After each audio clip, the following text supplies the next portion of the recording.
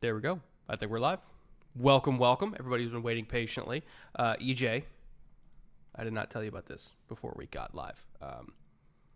I'm making a Shocker. solemn vow. I know, I never tell you anything. I'm making a solemn vow tonight. Okay? And you need to hold me Okay. accountable, and chat needs to hold me accountable. All right. If Deron Bland gets another pick six, we're Oh, no. finishing we're finishing the bottle. Okay? I don't know how many Oh, shots are left in this, probably 2 or 3. And it's all going. It's oh, all going down. Straight out of the bottle. oh. Straight out of the Wow. bottle. All right, then. Yeah, well, Surely this won't come back to bite me in the ass. There's no way. no. How could it? Oh, geez. Of all the things to bet on, man, like that is not the one. It's not like he's done I it mean, in like 70% of his games this year. yeah, or it is the one if you really want to finish the bottle, I guess. How you doing though?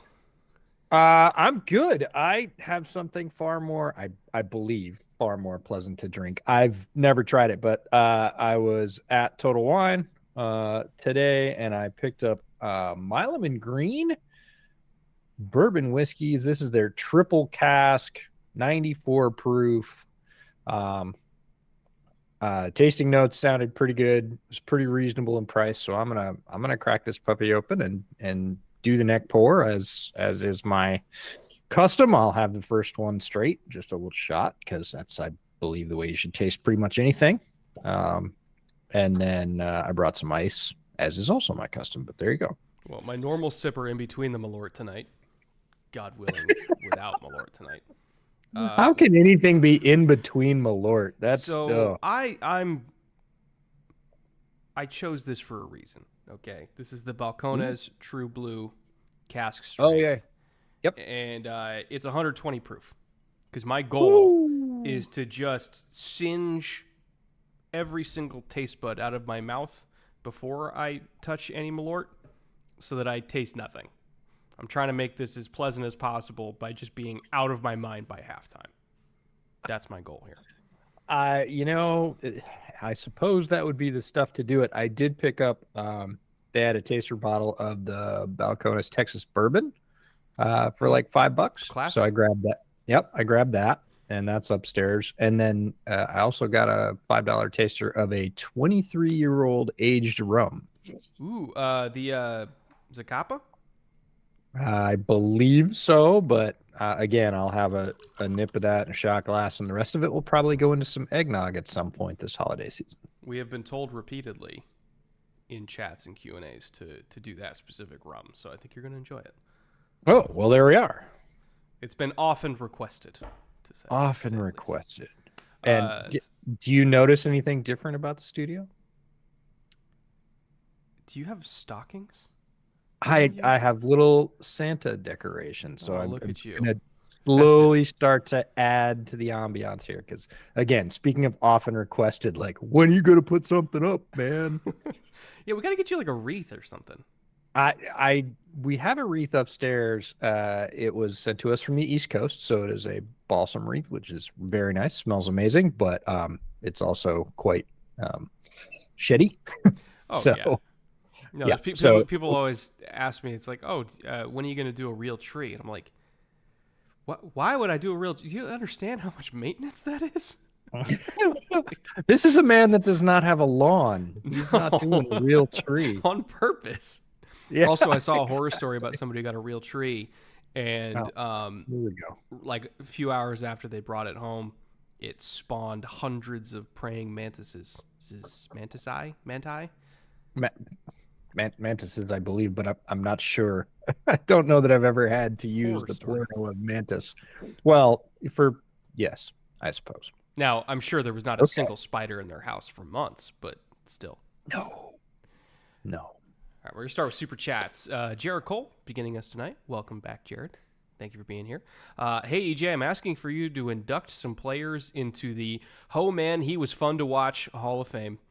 The only rule is guys who aren't in or won't be in the actual Hall of Fame. Some current Oh, members are Odell Beckham Jr., Darren Sproles, Tyrann Mathieu, and OCU Manura. to give you a general range of players? Jeez, there's so many because obviously, as you know, very few players make the Hall of Fame, and there are a lot of players in what we would call the Hall of Very Good. Um, I believe Peter King coined that term way back in the day, the Hall of Very Good. And, I think that's rightfully so. Again, making it to the Pro Football Hall of Fame is a big deal, but there have been so many players that for one reason or another, either, and we're going to have this with receivers moving forward unless they change the rules, because there are so many quality receivers now that you've got guys that are really amazing and talented, fun to watch. But I'll give you one from the Wayback Machine, and this is just he was one of those shooting stars across the NFL sky. Had one of the best rookie seasons ever by a Pittsburgh Steeler, and I know a lot of Steelers fans will get on me for that, but his name is Louis Lips. Oh yeah, and, yeah, and he didn't last long. It was fun for a good time, not for a long time, but I don't late know 80s, that he was right? I think right. Early to mid 80s. Yeah, it's the Wayback Machine for sure. But there's so many players like that came on, looked amazing for a couple of years, maybe bounced around teams, maybe got injured, just had their moment in the sun. I mean, for the Bears, Marcus Robinson, like one of my all-time favorite receivers, not because he was an all-time great receiver, but in terms of watching guys play the receiver position, especially in Chicago. I'm absolute Marcus Robinson stan. He wore my number. That was my dude. Again, his peak was like a season and a half, almost 2 seasons in Chicago, and that was about it. And for a receiver, I mean, that's like dog years. That's like a 10-year career anywhere else. But if you can manage numbers in Chicago for a year or two, you're a legend. But there's a lot. I will think on it. I will come up with. That'll be a fun list to put together. I will come up with a name, a bunch of names, offense and defense. Might have to do a whole pod on that. I would love to. That's it. I've been thinking about I don't want to call it the trash pod or the garbage pod, it's more like the catch-all pod. It's like we have 3 pieces of content a week, 2 pods, a review and a preview, which have started to morph a little bit. You all have responded amazingly to that shift. So we'll probably keep that up. And then, of course, these Thursday night streams. In addition to that, I do Bears Over Beers. You do Film Room. So there's not like a lot of time for a lot of really good ideas. It's not that they're not good ideas. It's that when the hell are we going to cut another pod? And so I've been thinking about that kind of like catch-all, because there are a lot of really cool ideas like that one. I would love to spend an hour to 90 minutes doing just that. The question is when and how. So we gotta kind of figure that out, because there's a lot of good stuff we're leaving on the cutting room floor just because we're running pretty solid throughout the season. I think the night of NFL honors, when they induct the new Hall of Fame class or announce the new Hall of Fame class, we should release a pod of like the best players that are never going to make it. Oh, that would be fun. Yeah, I'm down. Everybody's going to be talking about the actual Hall of Famers, right? But for sure. And we'll talk about them too. They'll have their moment, but we should talk about the guys who might never be talked about again. They'll be talked about plenty by their fan bases. Because look, so many deserving players that it's not a shortage of deserving guys. It's a shortage of spots in the Hall of Fame. And, I think if you asked a fan of any team, new or old, they would have, a bunch of guys on tap. Like, I can't believe this guy doesn't get more recognition. Jesse Tuggle is another one for me. Like, father of. Grady. Grady Jarrett. Yeah. But I had a discussion with a Falcons fan. I was actually riding to the airport with I was taking my brother-in-law's brother, so I guess that's still my brother. I don't know. Anyways, to the airport. He's a lifelong Atlanta resident. I brought up Jesse Tuggle, and he was like, "The Hammer! Oh, man of culture and taste." And I was like, people love Jesse Tuggle, but a lot of fans who are not Falcons fans or were not fans when Jesse was playing have no idea about guys like Jesse Tuggle, and there are no shortage of those stories in the NFL. Kel for $5. Evening, gents. Any special plans for 50K subs, which is coming on fast? Also, ordered some of the bootleg homage gear. Don't forget to pimp it. Yes, I am wearing it right now. Of course. Right here. You want to go to the link in the description. We finally have bootleg football merch on homage. EJ's multi-year-long project at this point is finally complete. My pet child at this point, yeah. I didn't tell you this. Hey, something I didn't tell you. How about that? So our editor, Jay, let me know that his wife, who does not follow football at all, sent him the link on Homage for bootleg gear, and he's like, "You're famous." I was like, I don't know, but it's still pretty cool. So shout out to Jay. His sweatshirt is already in the mail, along with our excellent editors, Anthony and Autumn. Sharing the love, because it's fantastic gear. It's super comfy. It's perfect time with Cyber Monday, the holiday season. Buy for yourself, buy for people on your list. Nobody's going to be upset. It is really soft and comfortable stuff. Even if they don't listen to bootleg and have never heard of bootleg and will look at you very quizzically, they're going to still love it because it's very soft and very comfortable. So at worst, you're just getting them a comfortable hoodie. And it'll start a conversation. They'll be like, "What's that?" And then you can go forth and convert subscribers, because we can always use more. 50K is coming, as you said.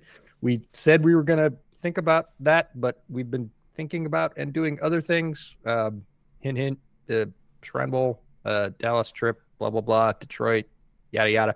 So we've not yet thought about how to celebrate 50K subs, but we should absolutely do it. I agree. Throw ideas in the comments. We are open to celebrations that do not involve Malort. I was going to say there's one caveat. No Malort.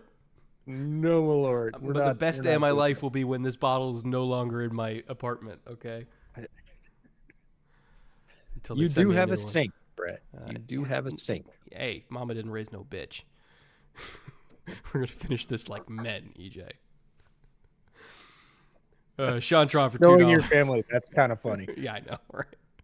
Sean Tron for $2. Thoughts on JJ Watt's news he broke? Hurts to Ertz.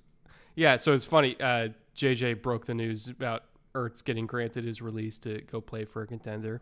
The natural thought is he wants to go back to Philly, especially with Goddard banged up. I believe Philly has the space. Not that Ertz would cost a lot of money at this point, but did you hear this? This what? Is interesting. This is very relevant to Philly having space. Ross Tucker put out a thing this morning that before they released the edge rusher, is it Barnett? No. Yeah. Who's Derek the guy? Barnett? Yeah. Derek Barnett. They reduced his salary before they released him, so they saved like $400,000.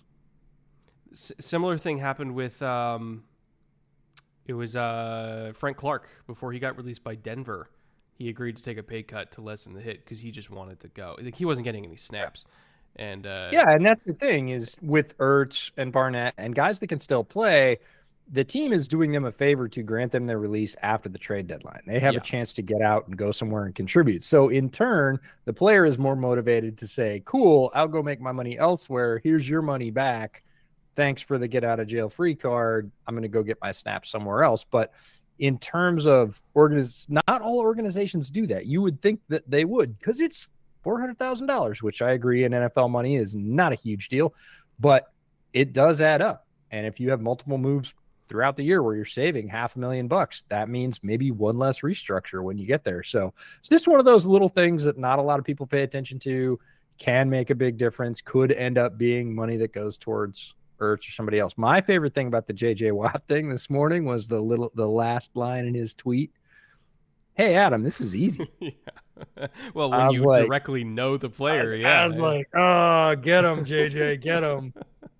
Other destination I thought of was Baltimore, just because the Andrews injury. Not that they are desperate for a tight end, but why not? Yeah. Like if they had space. Yep, it's been brought up a couple times. Perna, of course, is hoping that Ertz would consider the Broncos a contender. I think that might be lost. Contender, Contender for the 7th seed. Yeah, there you go. I'm going to be in Colorado tomorrow, by the way, flying out there. I won't be at the Texans game, but I will be in the state. So one way or another, somebody's getting cursed. I was going to say the curse is still active. Joseph Brock for $5. Jalen Tolbert or Guyton for fantasy this week?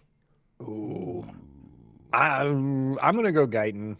He just pops up. He's like a bad penny. He just pops up in like the most random Charger games and has a touchdown, 45 yards, which if you're asking that question, you could use the 45 yards. So take it. I feel like they're going to double Keenan, the Patriots, that is, because they kind of have to. Oh, did you hear he didn't practice today? Oh, it was like hammy, right? I think it was something like that. Yeah, but notable that it's a Thursday. Thursday practices typically with NFL coaches a pretty good indicator of whether or not you're going to get to go run on Sunday. Not always, and especially with veterans who've dealt with injuries a lot. Sometimes, yes, they do get cleared to play on Sunday if they do not practice on Thursday. But typically, younger players or how do I say that? Less impactful players who do not practice on Thursday do not play on Sunday. So I don't think that really applies to Keenan, but it was just Yeah, like, I was oh, gonna say come on. there was like a 5 year stretch where I don't know if DeAndre Hopkins had a single Thursday practice, but he was still out there, and they I would need agree. him. Good God, they Yeah. need him. Well, that's really the thing with Williams down, and you all haven't heard this, but Brett and I have talked about it at length because the pod that's being edited right now, coming out hopefully Friday, we talked a lot about what the Chargers need to do, and that was one of the topics that came up is diversify that receiving load because, man, does it seem like every year it's either Keenan or Mike Williams that goes down, and then you're dealing with your number 3 wide receiver being your number 2, and everybody bumps up a spot, and it's just not nearly as effective. Well, at one point last year, DeAndre Carter was the number 1, so like it, they still need more guys even after drafting QJ. John Salter for $10. Thank you, John. Appreciate you. Fired coach, no first round pick, major question mark at quarterback, and mounting evidence that the owner has no idea what he's doing. Is there anything to give hope for Panthers fans? There is. Our pod that's coming out tomorrow. We weren't super optimistic. No, we were not. It is. It was not sunshine and rainbows in that section. Okay. No. We are not promising sunshine and rainbows. Your money back. Oh wait, you didn't pay for it, so you're okay. Trevor and Connor, our buddies over on the NFL Stock Exchange, took on the challenge of rebuilding the Panthers. I believe that dropped this morning, and I said, "Boy, you boys better bring the heavy tools. There's a lot of work to do there." There's hope with every organization. You know, you being a Texans fan are more knowledgeable than most in that category. That if you'd asked 2 years ago how hopeful you were about the state of the franchise, we all know you'd been very public about how hopeless you were about the direction that franchise was going. Now, 2 years later, pretty much everything is different, right? They've drafted 2 straight beautiful draft classes. They got the hottest coaching candidate on the carousel last year. He's made an immediate difference. They found their young quarterback of the future, which they now have on a cheap contract. And that's the trifecta, right? A couple of good drafts, a solid coach, and a young quarterback who can play. Like everything else is just, sweep that shit under the rug. We're gonna go on a little run here. And, even in the middle of this season when they were losing offensive linemen left and right, and it looked like, oh, there's no way they can compete, they still held their own. So, it takes the right synergy of moves. I'm not saying luck, the Panthers, if we're being honest, it takes luck. Yeah, but absolutely. You have to have all 3 of those things hit, in synchronicity, and that's rare, but it's not impossible. So, got to make some moves. The thing that, gives me pause about that in Carolina is Tepper does not seem like he is the kind that's going to back off in terms of owners. We don't have any evidence yet that he's human trafficked anybody, but there's a lot of other Snyder-ish things going on here, like maybe not felonies, but and just questionable decisions business-wise, which is really strange. He, for those of you that don't know, Tepper made his money basically waiting out large corporations during the downturn and betting that the government would bail them out. And so he bought their stock low and correctly predicted that, yes, the government would bail them out and then reap the benefits. That's how he made his money. So it took patience to do that. And it's the one quality he seems to lack as a football owner, is any kind of patience. That was evidenced last year when they were halfway through building the practice facility for the Panthers. Yeah, it was like 30% of the way done. Yeah, like they already had the land, it had been cleared, the buildings were starting to be raised, and he just said, opt out, we're done, forget it, cancel the whole thing, took the loss. Just a super strange move. At the time, we were like, what happened there? Like these are obviously decisions that he was involved with up to that point. And then something turned and he was like, nope. And he just basically abandoned the site, abandoned the project, wrote it off, which is a very strange thing in NFL circles. But it's kind of like, again, speaks to evidence to the fact that his ability to wait and let things develop is not present as a football owner. I think he thought football was easier than it is. And I think I would not disagree with that. He thought that, hit rates on the draft, like he thinks that 50% is bad. And it's like, dude, 50% is the best you can get. Like you're lucky if you get 50%. And somehow that is unsatisfactory to him. And it's like, what do you think? Do you think the NFL is easy? Like, do you honestly think the NFL is easy? And I feel like he thought the NFL was easy. And it's like, dude, no. Like, that's not how this works. I think he thought it was easier than it is.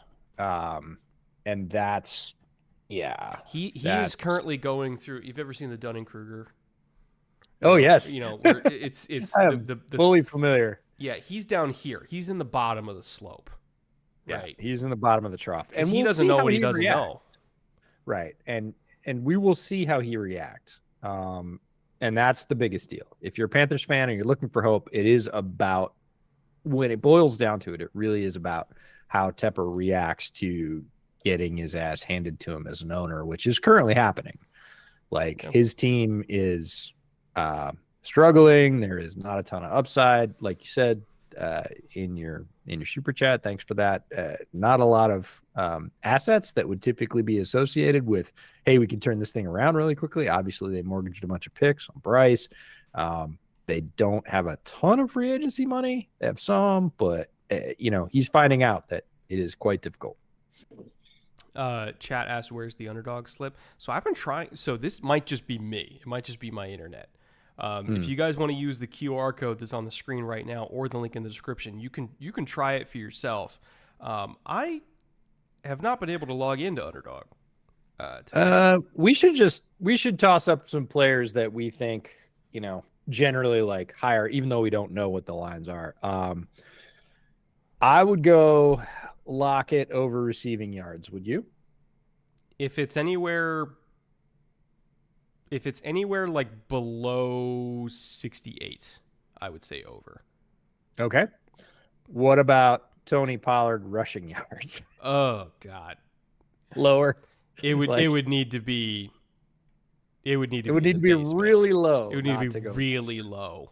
I 100% like, yes, Lockett, just considering how much man coverage the Dallas Cowboys play and how susceptible I think they are to like deep crossing routes and everything. It's one of the very few ways that you can get them is on like crossing routes, anything over the middle but underneath the free safety. Obviously you're going to be using DK as essentially bait to keep the free safety deep, and then you run Lockett underneath him. Like that's where they can make hay with him. So like I'm all in a Lockett tonight, like pretty much whatever the number is. In terms of Geno, I'm gonna say yes. I'm gonna say yes to a pick though. Oh, more than one. Generally it'll be half. 0.5, so one or more. One or more picks, I would say so. Like this Dallas defense is really good at getting their hands on the ball. I will flip one the other way. Parsons. Over or under 1 sack? Over. You think he gets 1.5 or 2? Yeah. Okay. I do. I don't disagree. He's due for one of those like Micah Destroyer of the Universe games. And this offensive line is more than capable of doing it against the Seahawks line. They have struggled to pass protect, especially on third down. They're one of the worst third down offenses in the entire NFL because they can't pass protect. And it's not just Micah going against the tackles. It's also Micah going against the guards, Micah going against the center. Like they put him everywhere. Like this is going to be a Micah game, I think, for sure. I would agree. I would say he gets at least a sack and a half.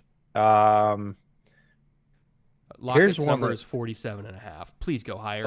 Please go higher. Above. Yeah. If they don't, the Seahawks probably aren't winning. Yeah. Let's go. Marquise Bell, tackles and assists, 6.5. Higher. Okay. I think with the assists, you're probably right. With Yeah. the tackles, no. Let's do a couple Seahawks ones.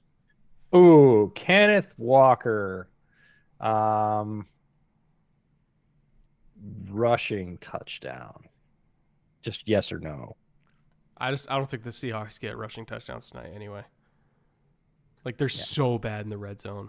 They are so bad in the red zone.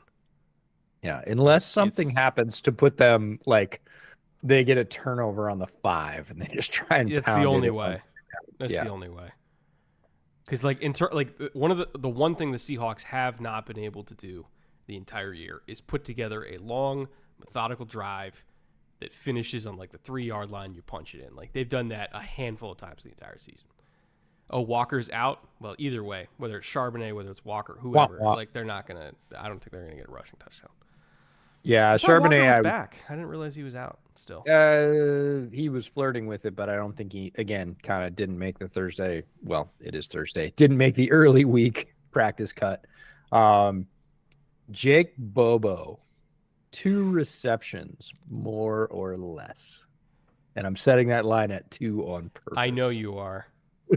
And here's the thing, Jake Bobo, for people who don't watch Seahawks football, you can count on most games Jake Bobo is going to do something awesome.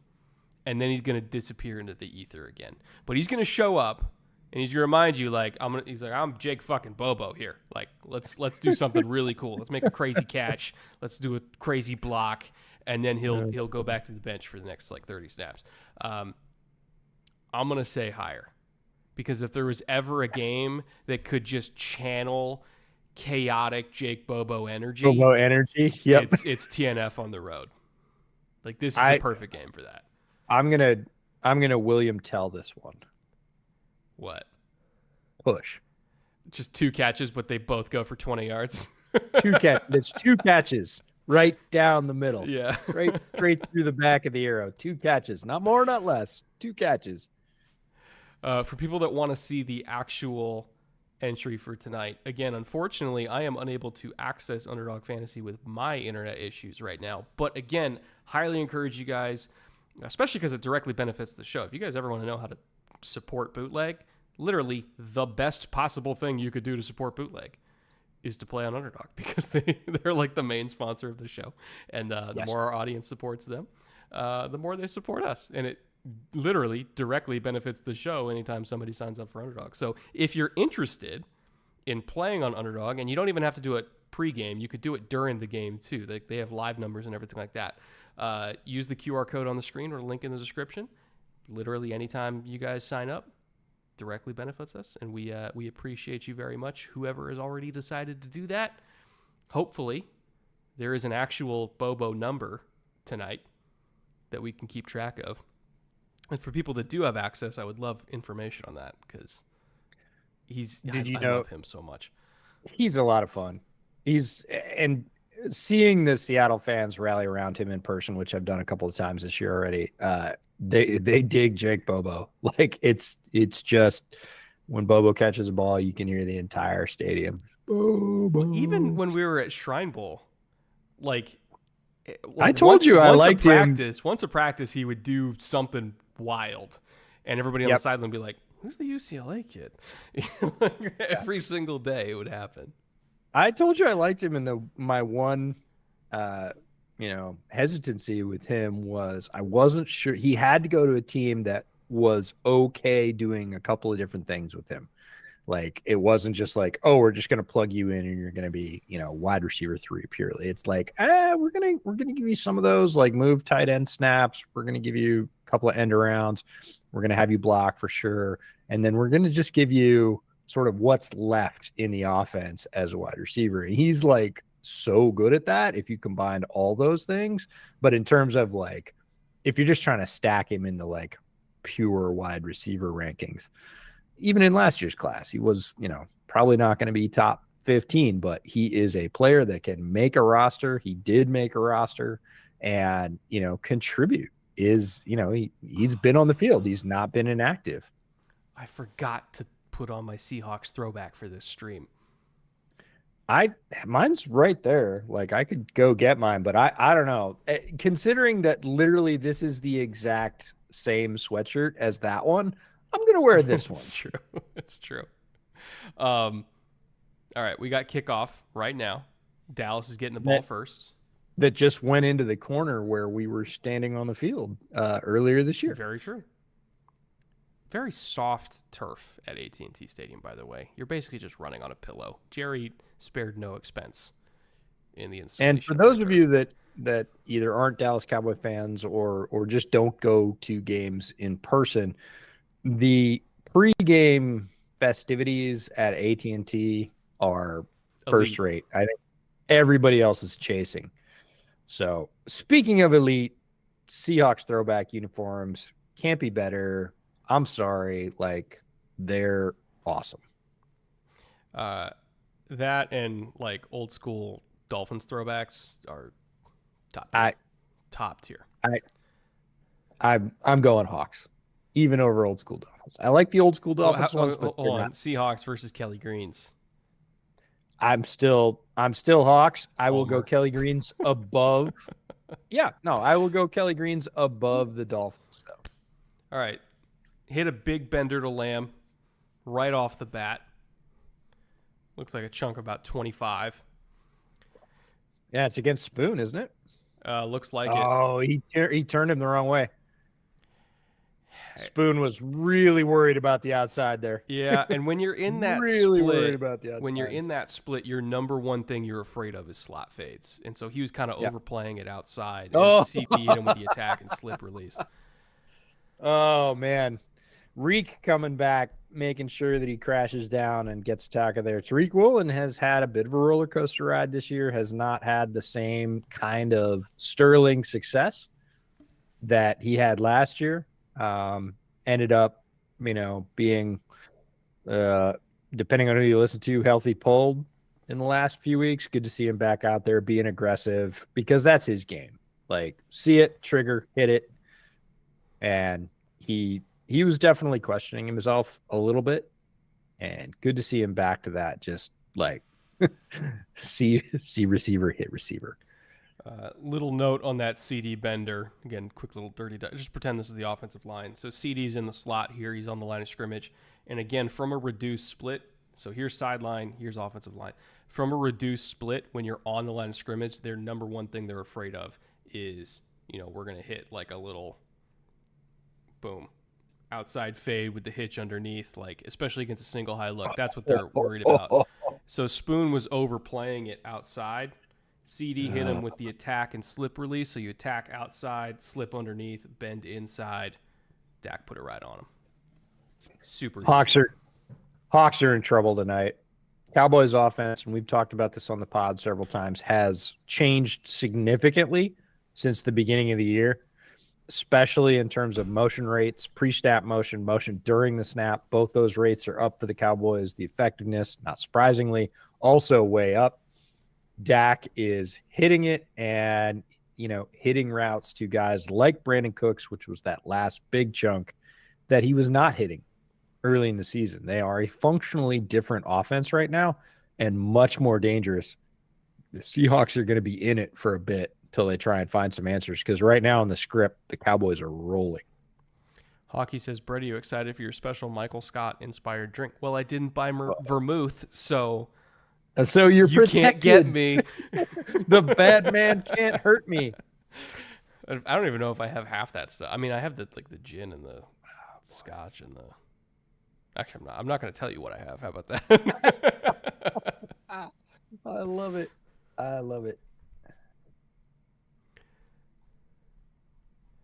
We have a whole bunch of other super chats that we'll get to right after the conclusion of this drive as well. Thank you for your patience on those.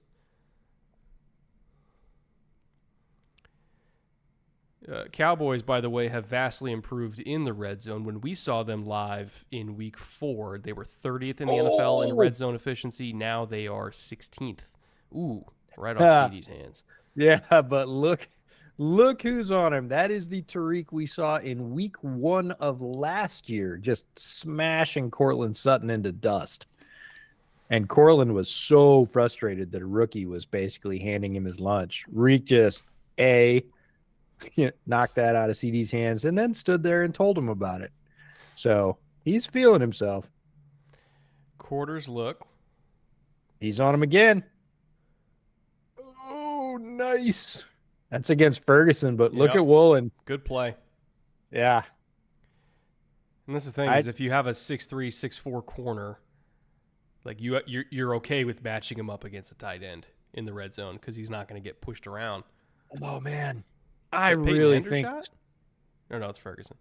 It's Ferguson, but I really feel like that little bit of sitting down was the wake up call that Woolen needed, because this looks like the Woolen from last year. And if they get that opposite Spoon, or Spoon's in the slot, but you're following me.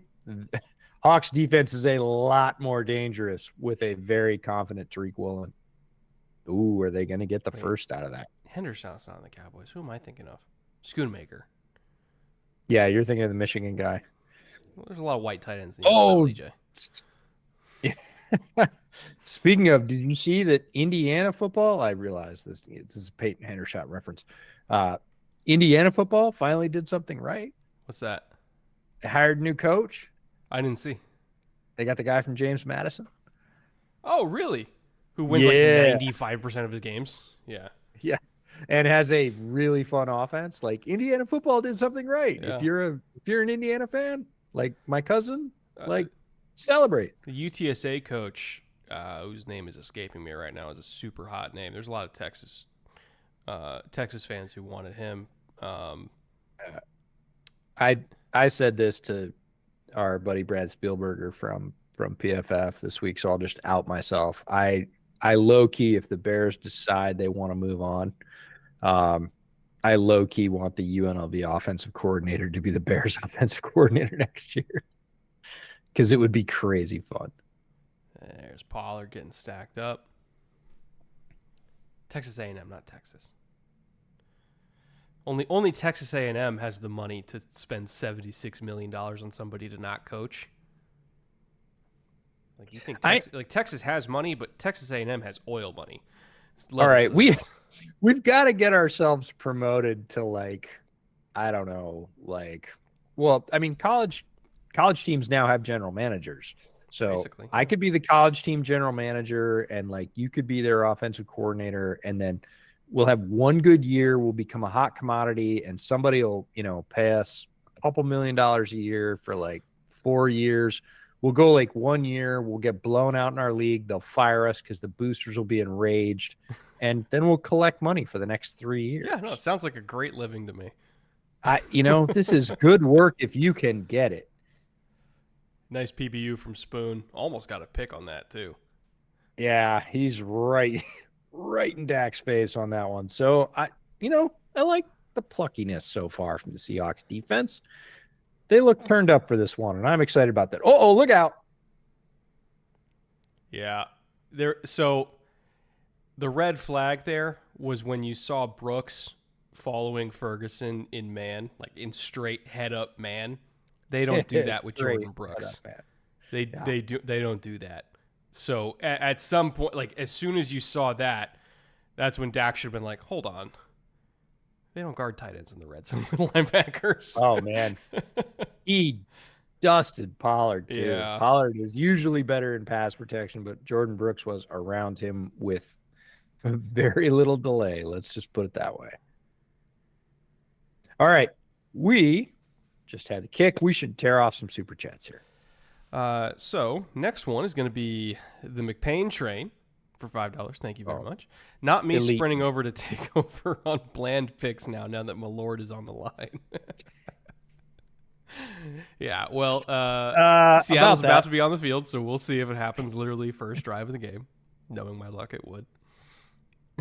And then if he picks off Gino's first pass and runs it back, I'm like, that's how you know God hates me. that's how we start this. I know that already, but that's how everybody else will know. Paxman for $5. What's the final score for the game going to be? Love the small Christmas touch, EJ. Hoping the Broncos lose because of the Coleman curse. Cheers. Final score of this game? Ooh, I'm going to say 28, which means it's going to get weird, right? Because it's not going to be just 4 touchdowns. Yep. It's going to get weird in there. I'm going to say 28-16.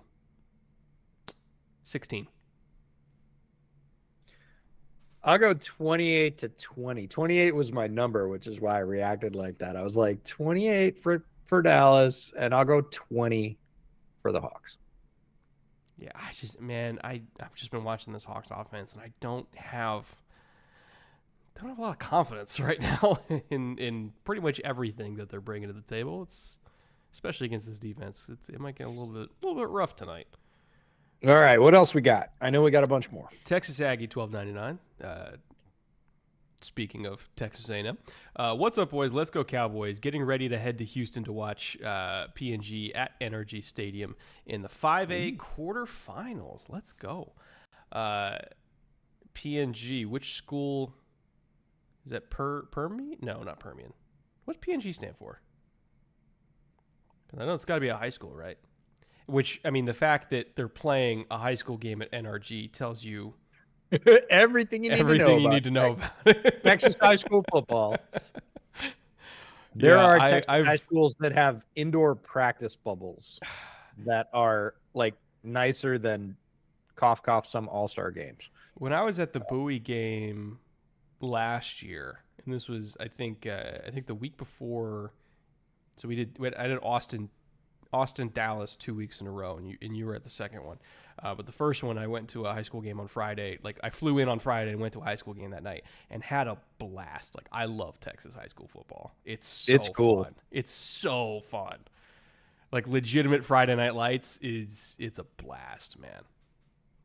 Yeah, my favorite thing is hanging out with, like, Texas locals, wherever you are in Texas. But the first time I went down to stay with my buddy Frank in Austin was one of the things I really wanted to do. I wanted to go to Friday Night Lights. I wanted to be there. And so I was like, what game should we go to? He's like, pulls up the listings. He's like, well, we're not going to that because it's going to be a blowout. Oh, we could go to that because it's got that kid and he's committed to blank and blah, blah. Oh, we could go to this one. No, this one's better. Like, there's like 5 high school football games that we could drive to from Austin that were all had D1 recruits, all had rivalry aspects, and, we ended up going to one. And honestly, halftime was one of the best things ever. Like the Battle of the Bands at halftime, Friday Night Lights in Texas was like, the one I was at, it was a daddy-daughter dance competition. And I was like, this is so Texas. Okay. I love it. Yes. And it was like a line dance too.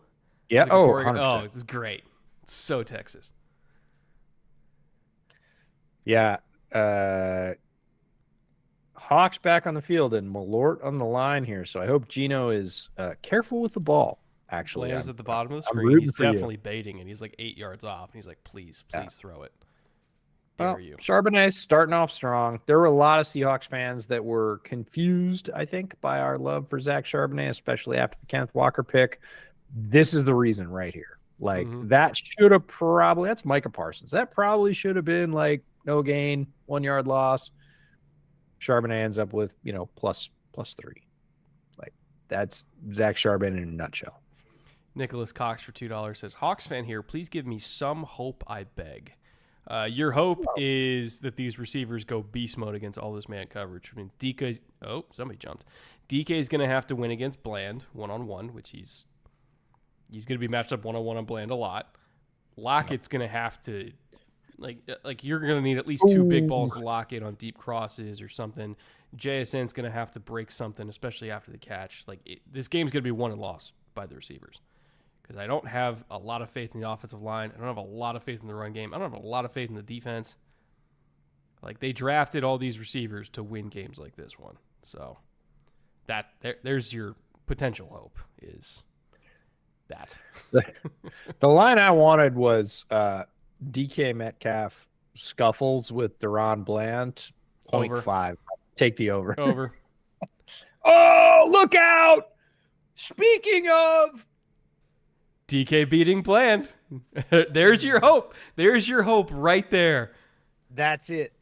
It's what we were just talking about. And if you lose that guy, that's what happens, right? A lot of people, I don't want to say can put the clamps on because they don't. They can keep DK from having DK type games, and that is frustrating to him. But if you miss, that's what happens because, look, he's a world-class sprinter. Like, he decided to go to the Olympic trials. I don't want to mean on a whim, but like kind of.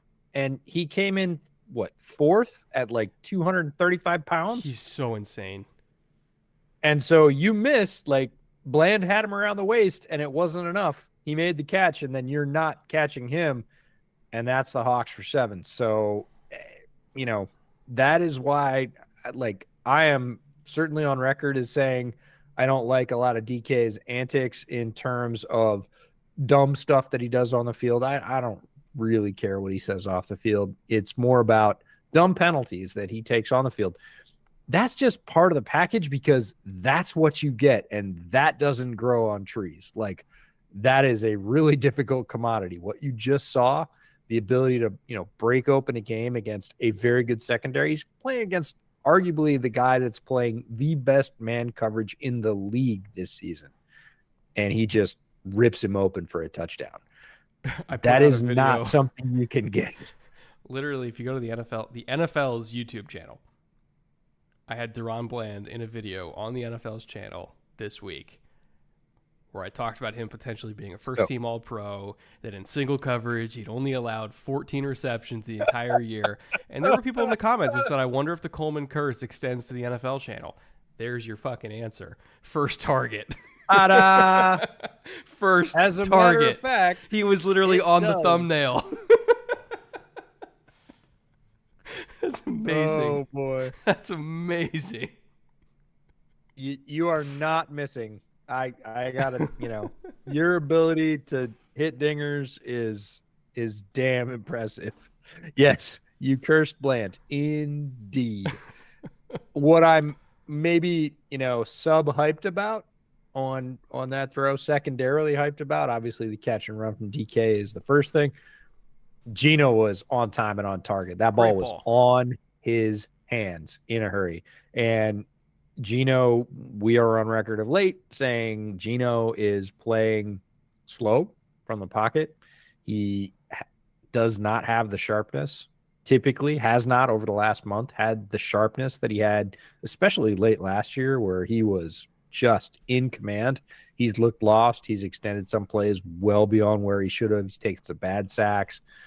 That was a decisive, on-time, on-target throw, and it is the difference. And if Geno comes back, that's your hope, right, is Geno gets back on track and starts playing sharp ball like he did last year. If he does, the Hawks have every weapon they need on offense to win, but their trigger man has been a hair slow for the last month, and it's cost them. If he snaps out of that funk, and look, confidence is based on demonstrated ability. You start stacking a couple of plays like that, that's how teams get on a roll. All right, Dak's gonna have to answer here, which, I mean, he's played out of his mind over the last couple of months. Maybe his best football he's ever played over the last couple of months. So if anybody could answer, it's going to be him. I don't know if you saw that fucking bullshit segment that Craig Carton did on FS1 this week about Dak. Yeah, I saw that there was such a segment, and I did not grace it with my eyeballs. I mean, to have the audacity to say that becoming a father is somehow going to make you a worse quarterback is... This is what we're competing with, EJ. This is what we're competing with. Like, it definitely made me a worse quarterback. Yeah, well, you would have made the NFL without it. But, you know. I'm not going to say that, but it made me a worse quarterback either way. Yeah, God, sports TV. Yeah, it's stuff like that. And you're classic for every time I come down and visit you when we're sitting around in the morning having breakfast or whatever. You'll put that stuff on. Oh, there it is. Nice. Let's go, Hawks. So brought a little fire zone off the edge, which again, if you're going up against a really good offensive line like the Cowboys, the key sometimes can just be more bodies, right? Fill every single lane, make it so that Dak can't just freely move around in a clean pocket, and then trust that somebody's going to be able to kind of work their way around the back of the pocket and eventually get there through effort. Curious to see if they do that a little bit more tonight, especially with Spoon being such a good blitzer. Oh, wow. There's another one. Yeah, Spoon was the guy that made that happen. Oh, Bobby Wagner. Taking absolutely. Yeah, go ahead. Oh, that was dumb. Did he get? No, he didn't get flagged for it. It was borderline. No. I'm talking about what happened after that. 87's got to be real careful doing that to a Hall of Famer. Oh, the point? You hit him with the point? No, the point and stare at Wagner. Wagner's not going to forget that. I'm just telling you right now. It's going to come back to haunt him. All right, they're going for their own. Oh. Had a step. Woolen draws the laundry. He knows it.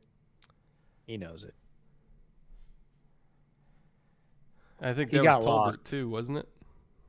I don't think so. Hang on. I'll tell you in a sec. Oh, it was. You're correct. 18. It would be so us to say to play Guyton over Tolbert and then for Tolbert. And then Tolbert goes, well, he doesn't get credit for this. No, but if he caught it, it would be so us. It would be so us. Oh, my God. Look at that recovery speed from Reek. Yeah, but Reek just got lost.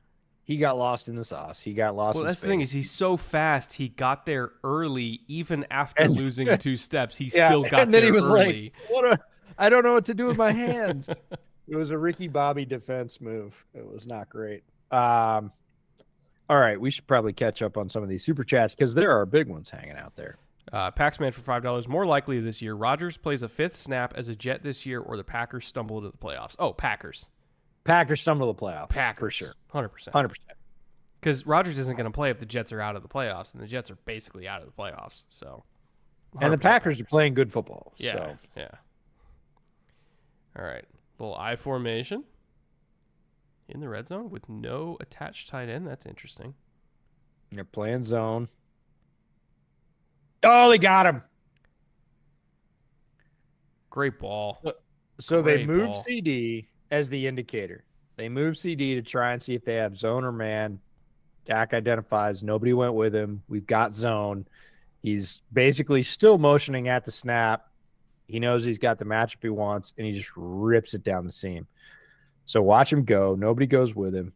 Like Adams kind of trails him, but not really. He knows Adams isn't on him. Well, that's the thing. You know it's going to be zoned by the fact that it's Adams that's trailing, right? Because you know that Adams is going to be playing a zone.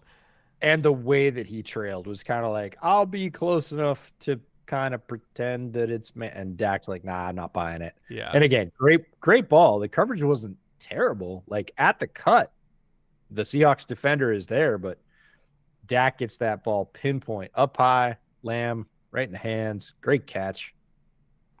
And when people look at that, they're going to say, "Oh, it's a false man indicator," and it's like, no, that is a zone indicator. When it's a safety following a number 1 receiver, what they're doing is just flipping the zone. Like that's all they're doing. The following the motion is still a zone indicator. If it's Jamal Adams on CD Lamb, they're just flipping what side everybody's zone responsibility is, right? Whether it's quarter, half. Now we're playing half, quarter, or whatever the fuck. Like that's all they're doing. Isn't that a synonym? What? A false man indicator is a zone indicator. It's the same thing. No, but like that's so you see so many people say, "Oh, he's going with emotion. That means it's man." And it's like, "Oh, not all the time." not if you know what you're looking for. Yeah. You're literally talking about guys that spend their living determining whether or not a guy is on the ball of his feet or on his heels. Yeah. Like they read the color of your knuckles. Like that's they're looking at that going, yeah, that's not what it looks like. Storm for $5. Does Kellen Moore get a head coaching job? And if so, where do you think he goes? I mean, I have to imagine the most likely scenario at this point is if things continue to go south, the Chargers give him an opportunity to show what he can do. Because he's going to be a head coach somewhere. And I have to imagine, Chargers might be interested in that. And I do not have any inside information on this whatsoever, but I just feel like, with how things have been going, it wouldn't surprise me if Kellen gets given a shot to show what he can do.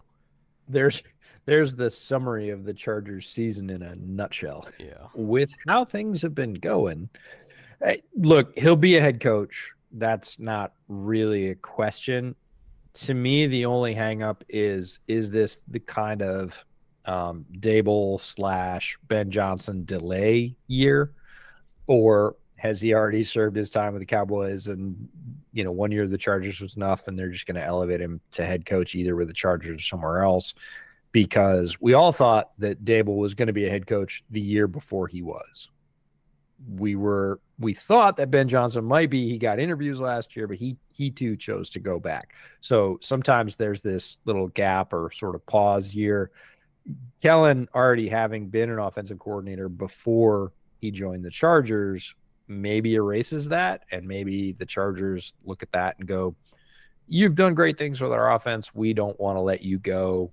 We're going to elevate you," because they've got to be aware that if they don't, there's at least a serious chance that he's going to get that opportunity elsewhere, and then they're going to lose his services completely.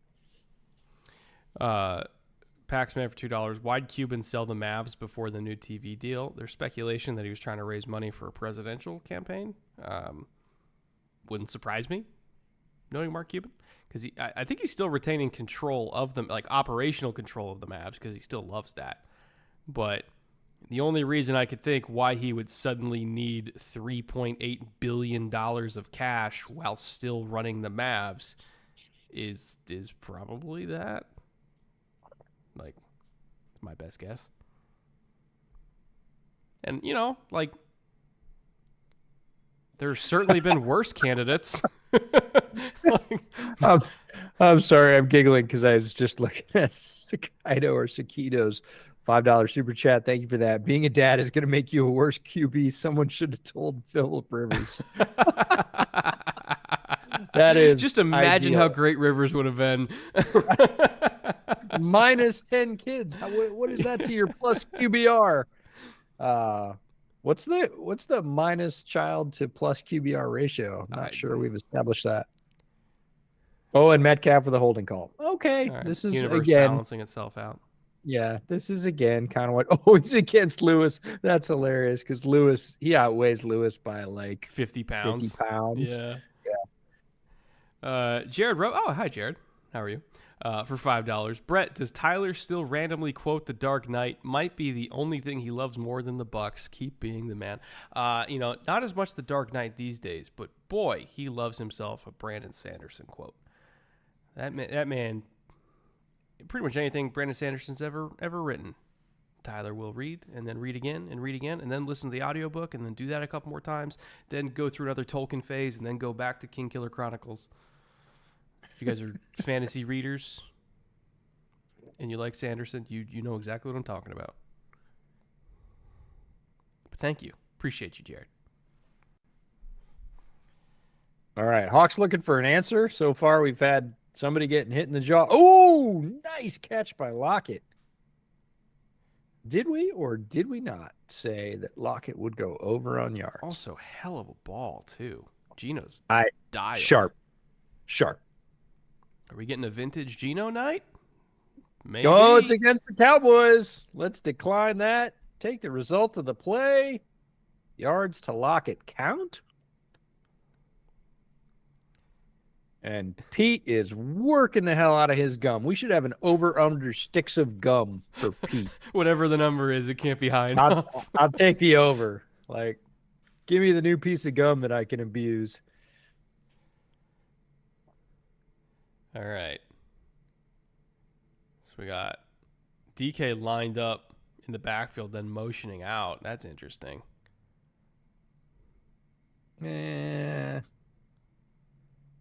Cowboys are not going to make it easy on the Hawks to get it, to get runs up the middle. My best guess of why they put DK there is they just wanted to see what they would do. I think they just want to see how they match up with it, how they adjust to it. And if they got somehow a look off that motion they liked, they probably had another play that they would can to. I think that was dipping their toe in the water or something else. All right, we got Bland against DK one-on-one again. No. Great ball. He wants it. He got it. And he got it. DK Metcalf working Deron Bland so far tonight. Yeah, but take a look at where that ball from Geno Smith lands on DK Metcalf. It is between the 1 and his 4, over his shoulder on the chest plate. Like, this ball basically hits the NFL logo in his jersey. I mean, I don't know if you can really defend that. You cannot locate that ball better. You just can't. So, Hendog 1000 for $19.99. Thank you, Hendog. Appreciate. Good to see you again. Brett and EJ, hope you enjoy the holiday weekend. Treated you well. And now, how screwed is the NFL now that Mahomes has found that offense? Well, they're not loving it for sure. They certainly would have liked the Chiefs to limp in, not having any receivers to throw to, but the development of Rashee Rice and the subsequent trust of him by Kansas City is not a great development. Not great for everybody not named the Chiefs, at least, right? Right. For everybody outside of Kansas City, because the defense, as we've chronicled, playing out of their mind. The offense has managed to hold it together. It's not like they've lost a whole bunch of games. And once they start to find their footing, the other thing is Travis Kelce's really disappeared for the past 3-4 games. He has not been a massive impact in the way that he typically is. And if he sort of relights that fire and they have Rashee Rice, that's when the rest of the NFL is going to be like, okay, we give. The thing with Kelce, he's still getting catches. But he's not getting the yak. And he's not breaking tackles. It's the game-breaking stuff has been absent. He has a broken tackle, I believe, this year, once every 25 or 26 catches. He's not breaking tackles at all this year. And he used to break them, once every 8 or 9. And so that's kind of been a major issue. Oh, did he get that out? He might have. Nope. You're giving it the sack? He didn't. I don't think he got it out far enough. And guess who got it? Micah. That's right. We were Micah plus 1.5, right? That's right. He just abused Cross. What a great effort by Micah. Yeah. Shoestring. Trip him up. His knee doesn't go down, but he doesn't get it past the line of scrimmage. I don't believe that it's... Did they give it to him? I don't know. I don't think they did. They didn't back him up. No flag. That is a loose interpretation of the rule, I believe, unless there was somebody out there hanging out for the screen. Well, if he was out of the pocket, I think that's... And again, there's a lot of... Oh, now we got flag. Uh-oh. New piece of gum for Pete right now. What are they calling? I don't know, but he is fired up.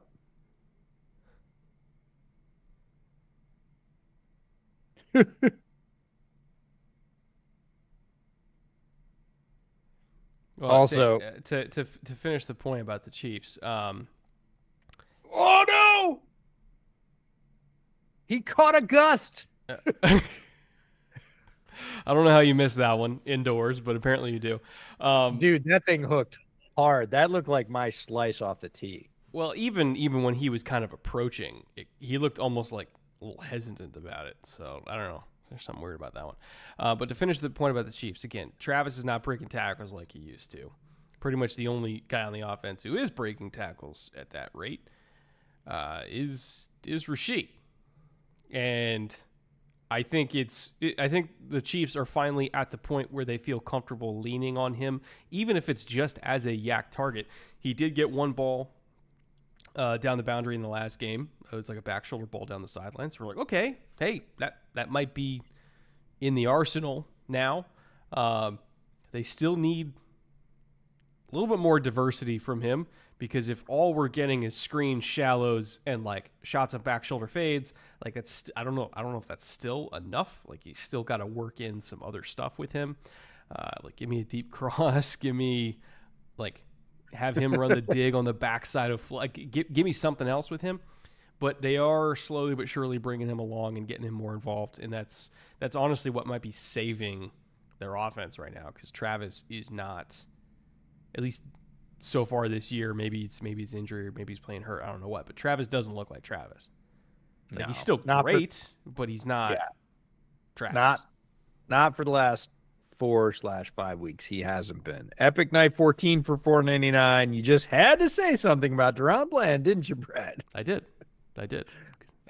He absolutely did. Ruiner of lives, destroyer of worlds. That is my on role. the largest possible platform you have access to. Literally the biggest one. Let's just throw that in there. JJ for $10 said the most telling thing about Tepper was the story out of Pittsburgh once he got to Carolina, or once he bought Carolina. He wanted to fire Tomlin after not winning a Super Bowl in the past 5 seasons. Rooney managed him well. So, Mike Tomlin, Hall of Fame head coach, perhaps the only man on earth who could have won with the Killer Bees, knowing what we know now about the Killer Bees, and you want to fire him for not winning a Super Bowl in 5 years?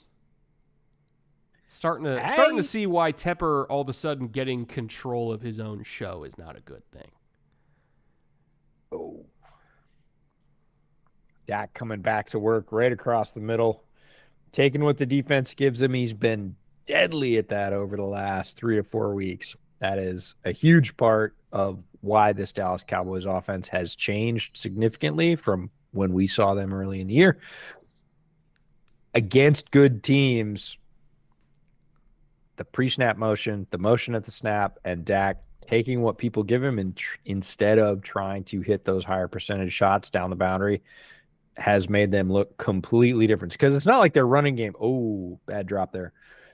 But it's not like their running game has suddenly morphed into a top tier, even top 2/3 rushing attack in the NFL. It hasn't. It's that their passing attack it's like getting up on plane in a motorboat, right? Mm-hmm. It's trimmed out. They're efficient. They don't miss near as many shots as they did in the first half of the season. And that's largely on Dak and the adjustments that, McCarthy and co have made to the offense to give him better pre-snap indicators. CD in motion again. Like whatever their motion percentage is this tonight, it might be like 75-80%. Like this is positively Mike McDaniels-ish tonight. Yeah, positively opposite what they did in weeks like 1 through 5. I know. McCarthy evolved. How about that? As much as it pains me to admit, it's true. Cole Rubens turning 21 next week. Happy early birthday, Cole. First thing I'm doing is opening an Underdog account with your code, of course. Thank you very much. Appreciate that. And my first bet will be tailing you guys. Cole, as a birthday present to you, I want to give you a word of advice. Fade it. All 5. Fade. Like you might honestly have a better shot. Just whatever we do the opposite. This season, 100%. Yeah. It's not been kind to us. No.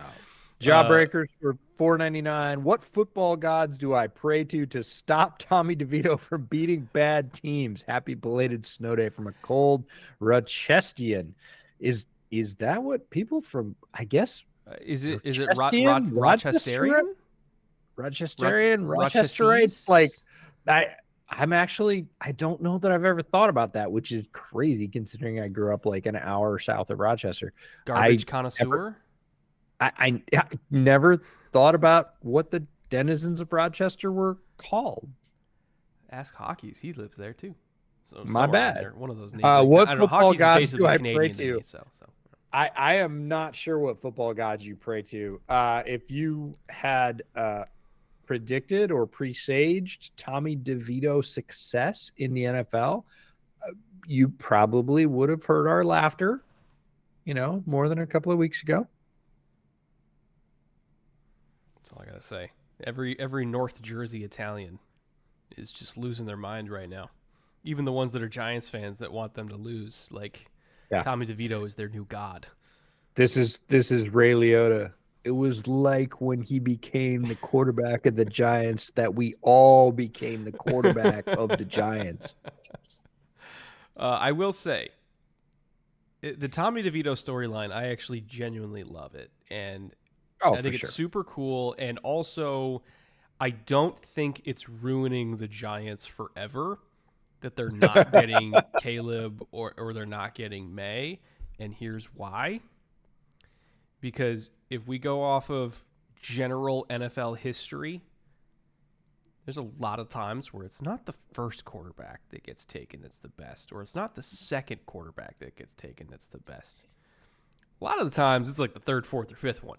And I would say if we're just going off of like NFL history and superstitions and everything like that, I think Jaden Daniels at like 6 or 7, as weird as this sounds, could still, with Brian Dable, right? And if you pick up, receiver and another tackle, Jaden Daniels with Brian Dable and like more receiving help could legitimately be the best quarterback in this class, which sounds insane. I'm not saying he's QB1 for me, but what I'm saying is that kid is a super weapon, okay?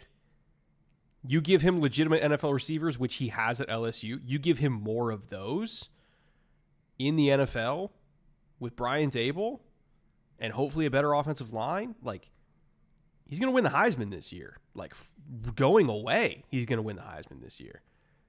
Just get that kid and surround him with talent. Like you don't need the first or second pick in this class to get a star quarterback. Like there's one sitting there at 6, and it's Jaden Daniels.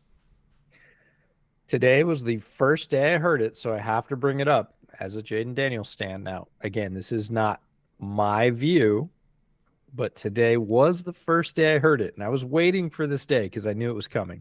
Huh. Oh, nice tear off the side by Tony Pollard there. There was a podcast where it was discussed whether or not Jaden Daniels was QB1. That's not going to be the first time you hear that. I know, but today was the first time I heard it. Yeah, I was waiting. We're in November. No, I was waiting, and today literally was the first day I saw any notion of that, like publicly. And you are correct. It is not going to be the last time we hear that. I don't believe that that's how it will end up when the draft shows up. Do I believe Jaden Daniels is going to be a very good pick depending on where he lands? The answer is absolutely 100% yes.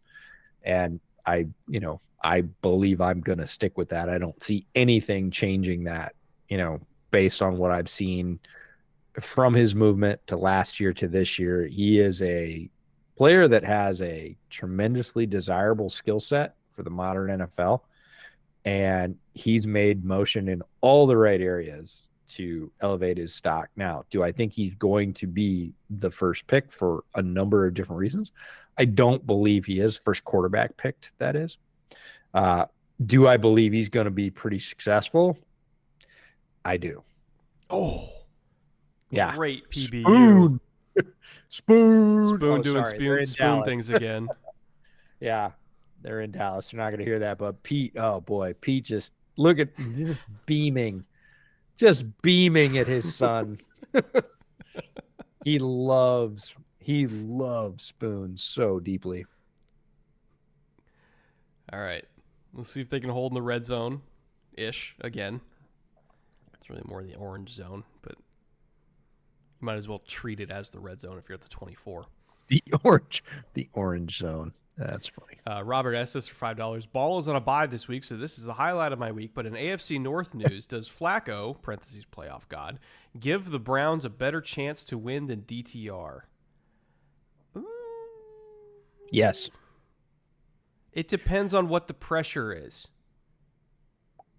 I'm just gonna go yes. Like Flacco is underrated in terms of been around a long time, almost nothing he's never seen at this point. Yes, he has his limitations, but we even saw it when he came in with the Jets. Like immediately, there is a level of proficiency there. There is a level of quarterbacking professionalism. Been there, done that, seen that. Yeah. And that is not replicable with a rookie like DTR. If the pocket is clean, Joe is your best chance to win. If the pocket is oh God, look at Rico Dowdle go. If the pocket is not clean, DTR is your best chance to win. It just depends on what kind of day you think your offensive line is going to have. Yeah. Shout out to Danny Kelly, bootleg OG, writer for The Ringer, was a massive Rico Dowdle stan. I mean, he's justified it this year. He's the new Tony Pollard. He's Tony Pollarding Tony Pollard right now before our very eyes. Never wrong, just early. Yes. More emotion from the Cowboys getting into a stack. Look out. Oh, God. Dak Quandre is on one tonight. Well, I got to say they both are, and this makes for very good football. I am glad that all of you are along for the ride with us on this one because Dak has been on a heater. Geno has not, but has suddenly decided he's going to find one and start dropping dimes. This makes for good football. Two quarterbacks who are playing really, really sharp is just fun stuff. Move Like Jay for $5. New fan of the podcast, but a big fan. Welcome. Thank you. I do need to ask, as a Ravens fan who's chilling right now, why does Brett have beef with Browns fans? I want to clarify. I don't have beef with Browns fans. Browns fans have beef with me.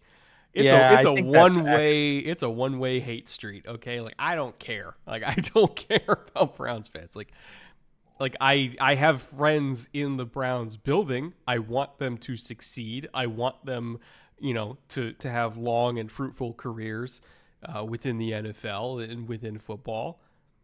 Like I have nothing against Cleveland at all. I've tailgated with Browns fans at Browns games. Had a great time.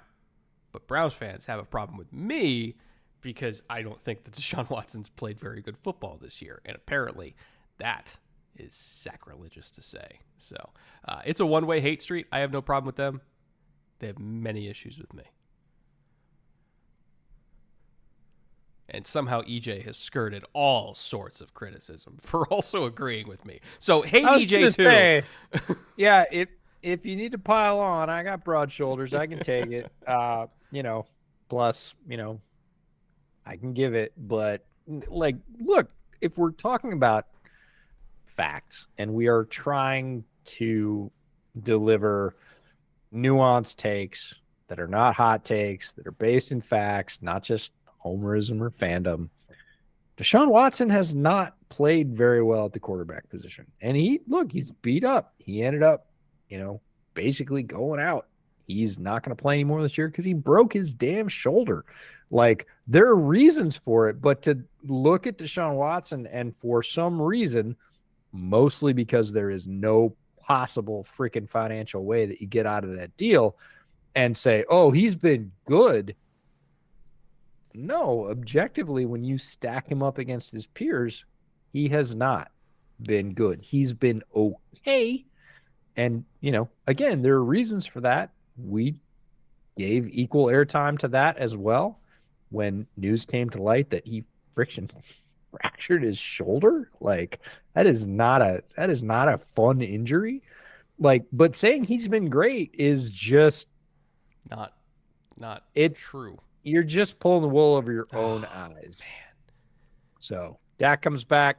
Dak has been great, by the way. Like if we're talking about great quarterbacks, Dak's been incredible this year.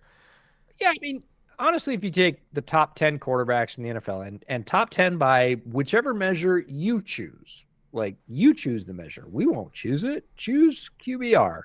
Choose ANYA, choose EPA per play plus, like whatever you want.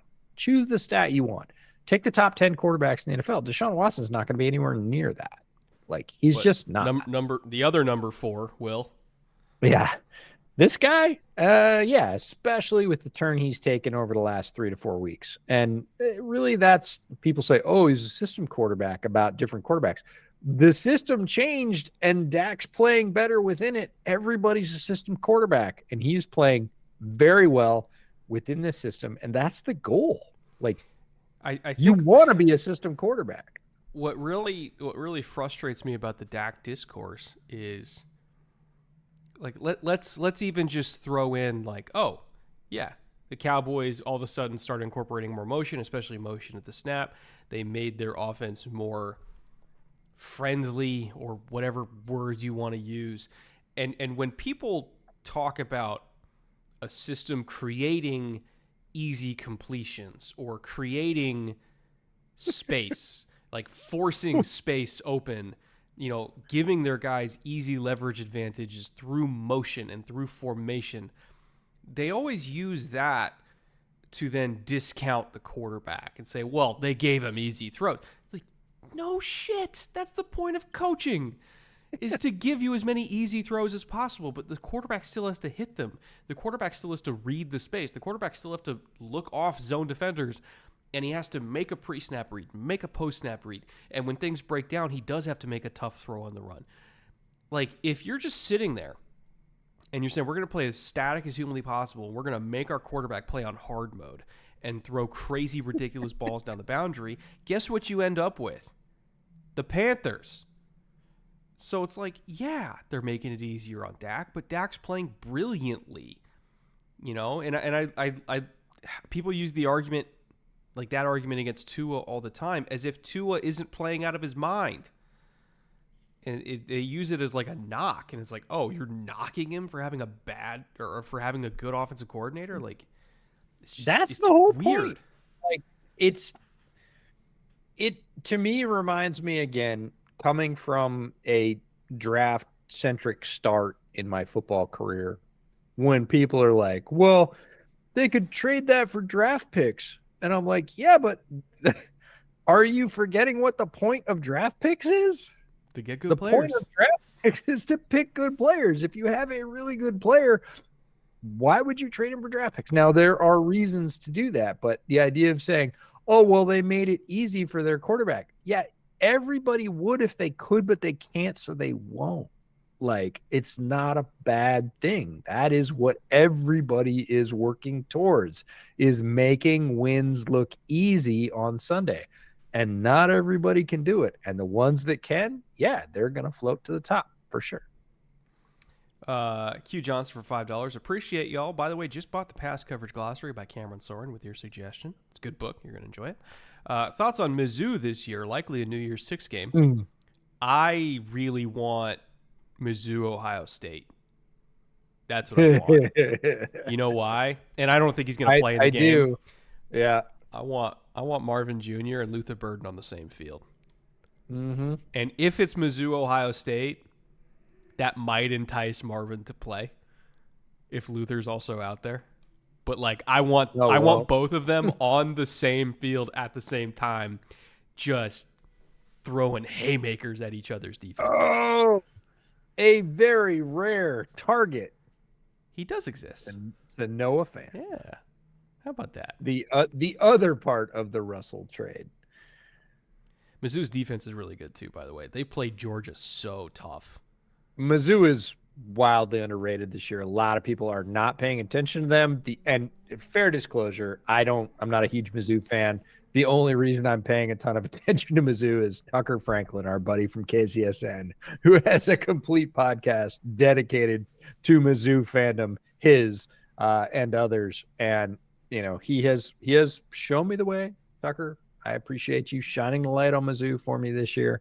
But that's one of the great things about having a lot of friends in this business is we have friends that work for different pro teams.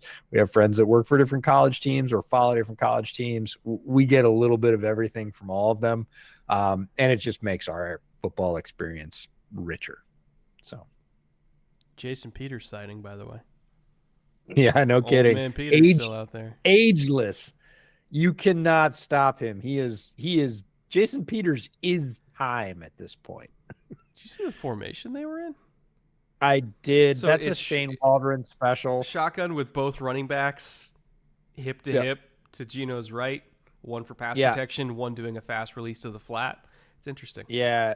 They call it now I'm gonna get this wrong, so Seahawks fans don't jump in the comments. I think they call it boxcar.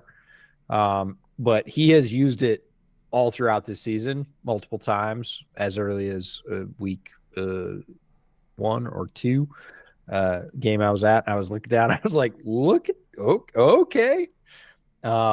Yeah, Shane, I don't know. Hey, there's a JSN catch. Look at that for first down. And he broke a tackle and got some and, yak. and a little fussy. And a little fussy on the sidelines. Colby Parkinson, friend of the podcast. Well, theoretical friend of the podcast. We've never actually talked to Colby. Favorite of the podcast. How about that? Over there prying JSN out of trouble, which I appreciate. That was Curse. God, and he broke Bland's tackle. Dude, They've been going after Deron Bland tonight, man. I don't know that you know that. One of the first articles I ever wrote about draft stuff was a draft preview. Oh, they got Laundry to lock it down the field. It's the best play in football. Well, underthrown deep ball for sure, but Lockett had it all over him. The defender did not have his head turned, so that's a pretty easy flag. No, one of the first things I ever wrote professionally about the draft was a pre-draft preview of J-Ron Curse. Really? Yeah. And was, oh God, you saw Tyler. Look at Tyler sell that by going. He literally jumped back into him. Oh, 100%. Veteran move, baby. Veteran 100%. Draw the flag.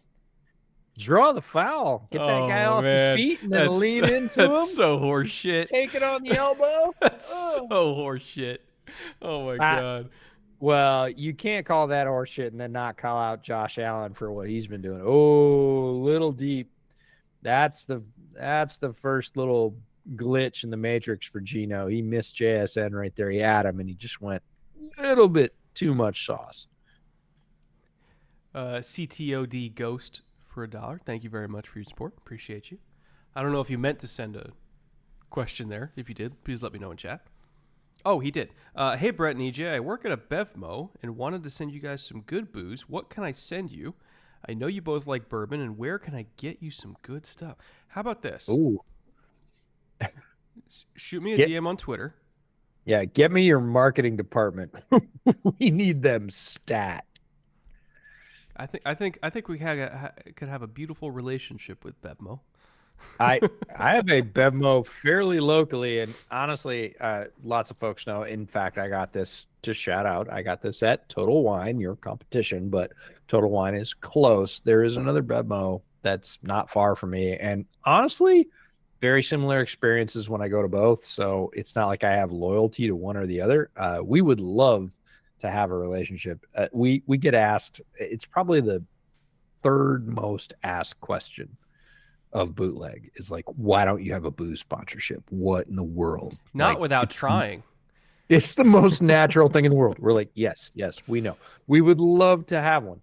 By the way, I'm just going to throw this out to the universe. If anybody has contacts with Chevrolet marketing or Kia marketing, get in contact with us. We have a really killer pitch for either one of them. They get to race, and we'll give it to the winner. But I have been, again, chipping away at that for months and have had very little success. So I'm just going to crowdsource it at this point, Coleman. I'm just like, hey, anybody work for Chevy marketing? Everybody have any professional connection with Kia? Let us know. We've got a fun one for them. Oh, there it is. There it is right there. Wow, they actually got a rushing touchdown. How about that? Zach Charbonnet between the tackles. They pounded it in versus the Cowboys. Not something we necessarily expected. But again, we said if they got deep into the red zone, that was likely how it was going to end up. Look at Dak. The thing I love about Dak right now, look at him on silent. He's like, yeah, he's chill. I don't care. Like I I forgot to got. mention to you, EJ, by the way. Uh-oh. Speaking of draft plans, Oh yes. so the establishment that I told you had reached out to our manager today Yes. Yes. Yes. offered a potential arrangement for the draft. Ooh, really? Yes. If we want to shift plans. If we want to shift plans, if our other plans don't work, because we have multiple other plans in the works, but if they don't work, that would be fascinating. Especially, it would be very beneficial for me, especially selfishly, because of the other Well, thing that I didn't tell you. That I should have told you a lot earlier. oh, by the way, right now on the ad, have you seen this? What is it? The Furiosa trailer? Oh, no, I haven't. Oh, hell yes. Just by the way, going on record right now, Anya Taylor-Joy, Hemsworth, Furiosa, George Miller, like I am 100% in. 100. Like Fury Road, back. top 5 action movie ever made. Ever made. 100%. Wait a minute. Look at Whitworth. What? Tell me that isn't an homage hoodie that we're wearing That right looks now. exactly like this. That looks like exactly like an homage charcoal hoodie, which is what these are printed on. Andrew Whitworth, is there a more perfectly aligned spokesman with hoodies? The guy wears hoodies under his sport jackets. Like 4X. that looked like an homage hoodie. Just saying. So what I didn't tell you, EJ, What else you didn't tell me? Let's be clear about this. I may or may not be in Ireland for 8 days, about a week and a half before the draft. And by may or may not, I mean it's already booked. I'm actually going to be in Ireland about a week and a half before the draft. Where and for what? Long story short, it's an overdue birthday trip that we didn't get to do because a little thing called a global pandemic happened. Yeah. And they are going on an even longer trip that's half Ireland, and then they're going over to Scotland. Okay. But because of the draft, I can't do the Scotland leg. I'm only doing the Ireland leg. And so it's Dublin and doing some distilleries and driving some small towns. Where? So you're gonna have to give me your itinerary besides Dublin because it's a very low. I think we're going to Belfast, Galway. It's a whole circuit. Whole circuit. Okay. So if you get me your itinerary and you're going to be anywhere near, I will have you stop off at my family's bar. Oh, hell yeah. That's right. Yeah. It's your people. It's the territory of your people.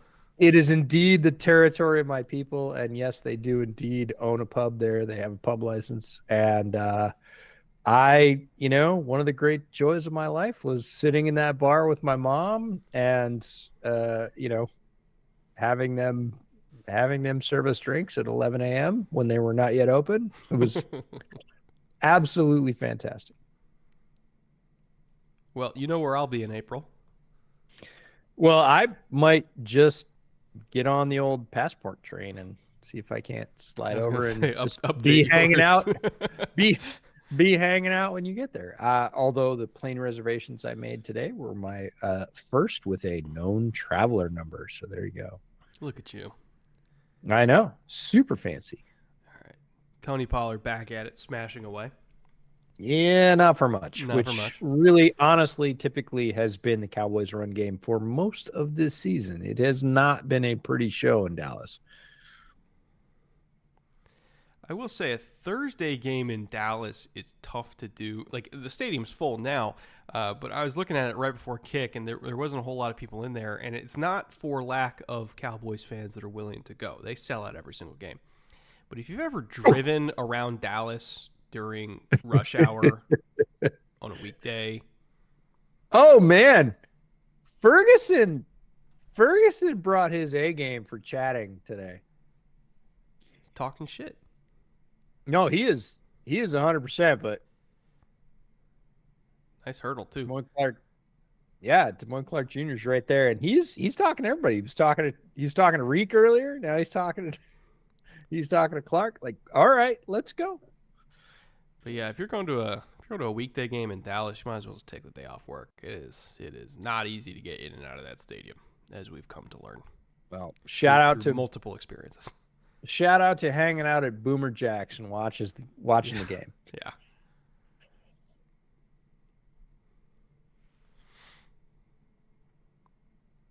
All right. Really nice block from Tyler Smith.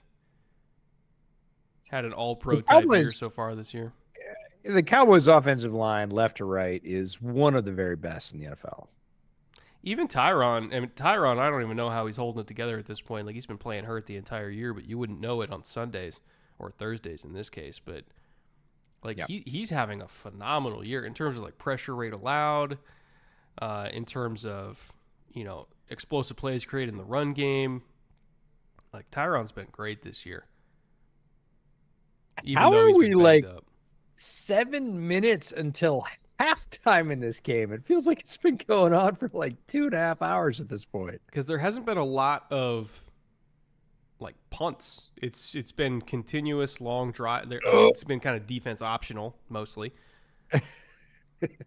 But again, we're going into halftime and we're already at what, 31 points. Yeah. So when you're getting a lot of points, but it's through methodical drives and not like one play drives where you're taking commercial breaks from kicking and everything like that. Like, yeah, it's gonna be a quick Look game. at that ball from Dak to CD, man. Look at where it hit him. Like, defender was on his hip. He had it just out in front of him, hit him in the hands. Like, that is a wildly accurate pass. I think you're in 4-down territory here. If you're at the 41, Yeah, you're not going to get anything out of punting.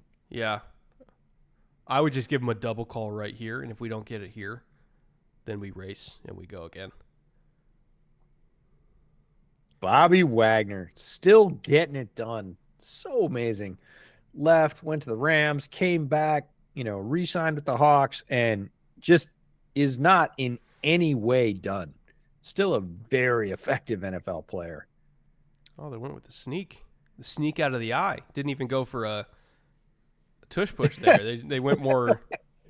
I think they're subterfuge. acknowledging the trend, which is most people are not good at the tush push. Like, Yeah. the conversion rate is kind of crap outside of Philadelphia. So, hey, how did we used to do this? Oh, just like this. Or we saw it from Jacksonville on Sunday, like, hey, we have a quarterback who's 6'6" and has like wildly long arms. He's just going to reach over the goal line and call it a touchdown.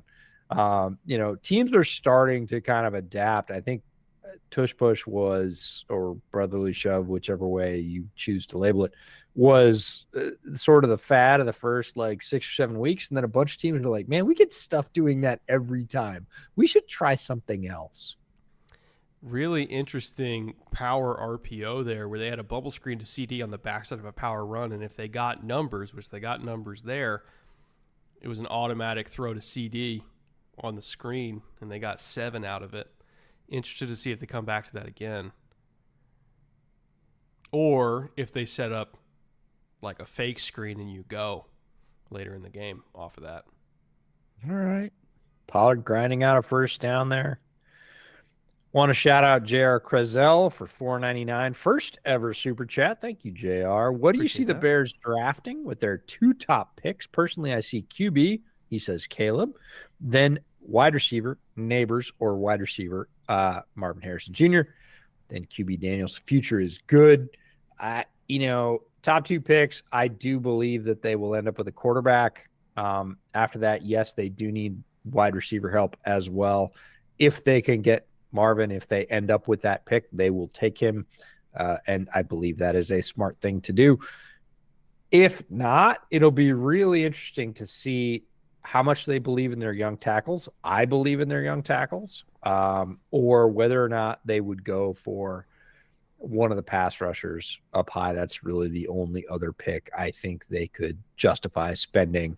But legitimately, if they take the quarterback that they want first and they get a shot at Marvin Harrison, that will of course happen. If they don't, I could see them trading down for more picks, still picking up, defensive end or edge in the middle of the first round, which is fine territory to get those kind of players.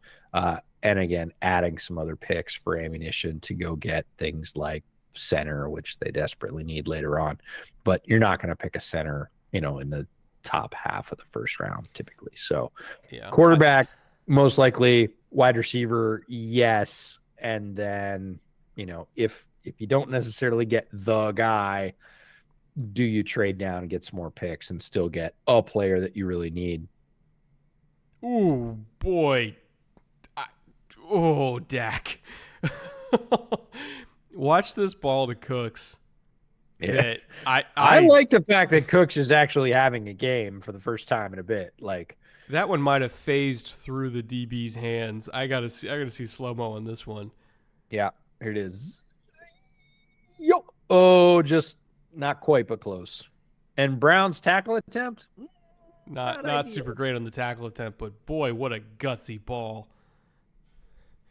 When quarterbacks are feeling it, and Dak, make no mistake, has been feeling it for 3 or 4 weeks now, they will let shit like that go because they just believe. They are basically willing the ball to their receiver. And again, they've had enough success enough times that they're like, no, this will get there. Oh, it's a heat check. That's a Yeah. heat check throw for sure. Yeah, and then we look at it, we're like, oh my God, that was so close. And they're like, it wasn't that close. I totally had it. Yeah.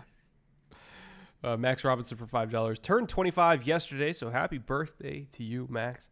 Love you guys in this awesome community. You've gotten me through some rough times. Well, we appreciate you still being with us here, Max.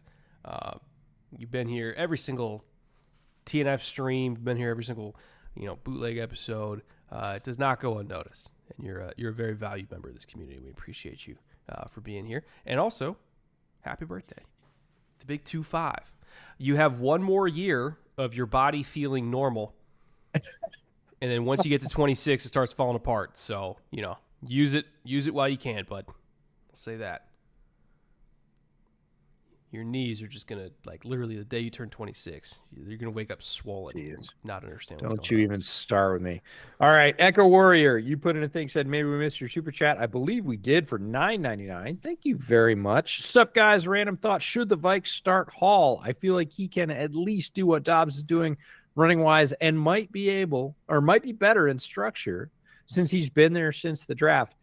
I think that is a possibility this week. The fairy dust sort of washed off Josh Dobbs last week.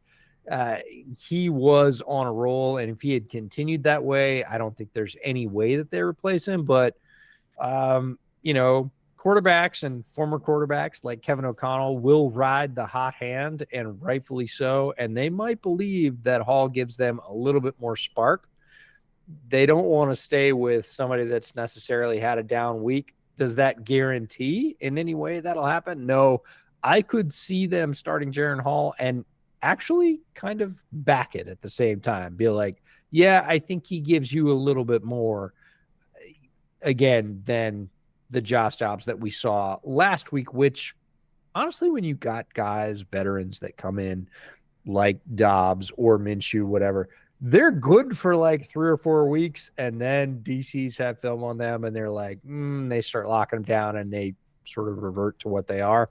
I feel like we might have hit that point with Josh Dobbs, and so why not go with a guy that's a little bit fresher like Hall if he's healthy to see if he gives you a boost. If anything, you want to see what Hall can do, because I do, certainly. Might I not was have Kirk next year, right? Because the contract situation, the Achilles, if you're going into a potential situation where you're not going to have Kirk, see what Jaren Hall can do at least, so you can make an informed decision in the offseason about how to proceed. All right. Next play up here in the red zone for Dallas, coming off a little keeper from Dak. I think they're at the 9 or 10 yard line. So let's see. Given the situation and given the defense they're playing against, and just knowing what McCarthy does, I could see mesh here. I could see arches. Who Something gets that's going the to second? create like lateral space against the second Oh, level. oh, they didn't get him. Oh, they did get him. Okay. Like, first shot did not get him, but the pressure was relentless. They end up putting him on the ground, which is I would say the proper outcome of that play, and holding on Dallas. They're going to move him back. Are they accepting it or are they taking the sack? It looks like they're accepting it and moving him back. Okay. If I was, I don't know if I would have accepted that. I almost might consider the down more valuable than the yardage. Yeah, I don't want to fault Tyler Smith there at all. Like, he's saving Dak's life. He's just like, I don't want that guy to hit you full bore. Yeah, no, that was an acceptable hold, considering the alternate outcome. Yeah, exactly. Your quarterback turns into a fine red mist. How do you feel about the Seahawks throwback hoodies that the assistant coaches are wearing? I dig them. They remind me deeply of my childhood. I have to say that. Like, when I showed up to like fourth grade, that's what kids were wearing. So I'm absolutely feeling the look. Riley Black for $5. It's time to admit that we can all agree for the last all agree to for the last time agree you do the best for you to used to be. Riley, are you okay? Riley? Can't get through that Do one. we need to order a wellness check for you? Or maybe just a bottle of water. Oh, man.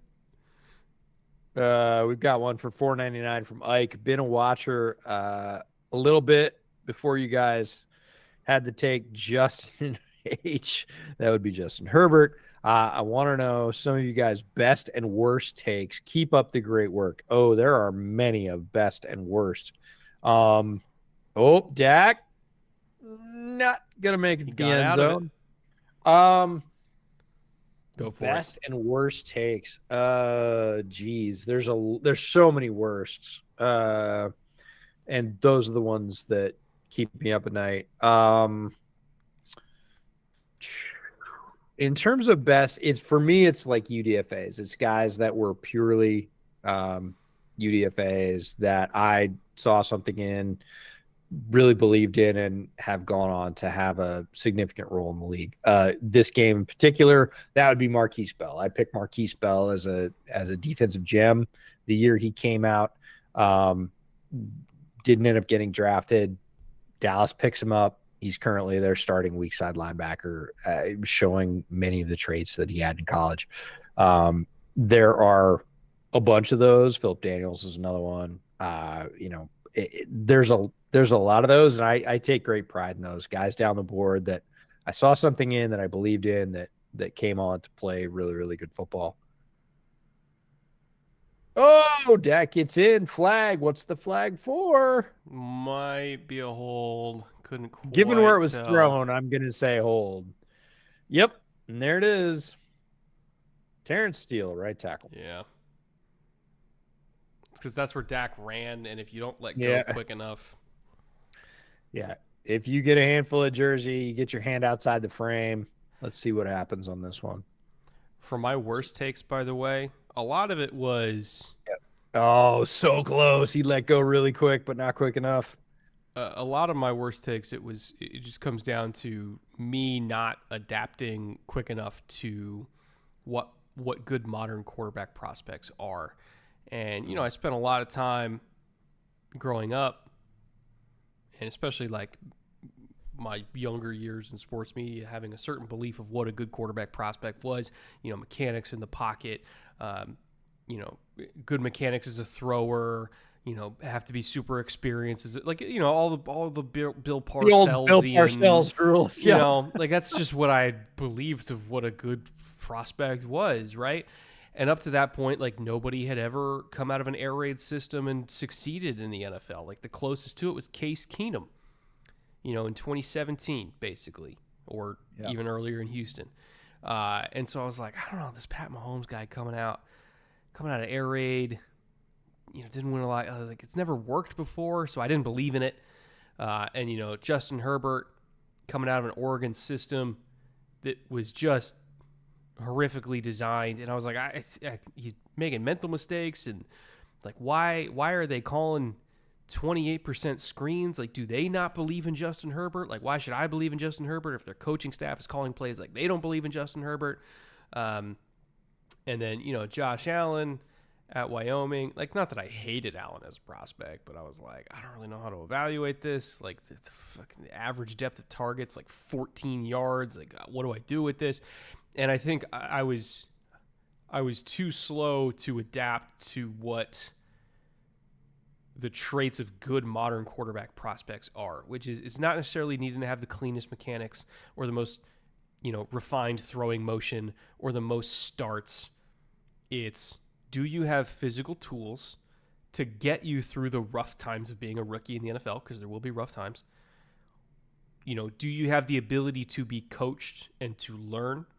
And do you have the work ethic that when you are being coached to then put in the necessary work, with maturity and with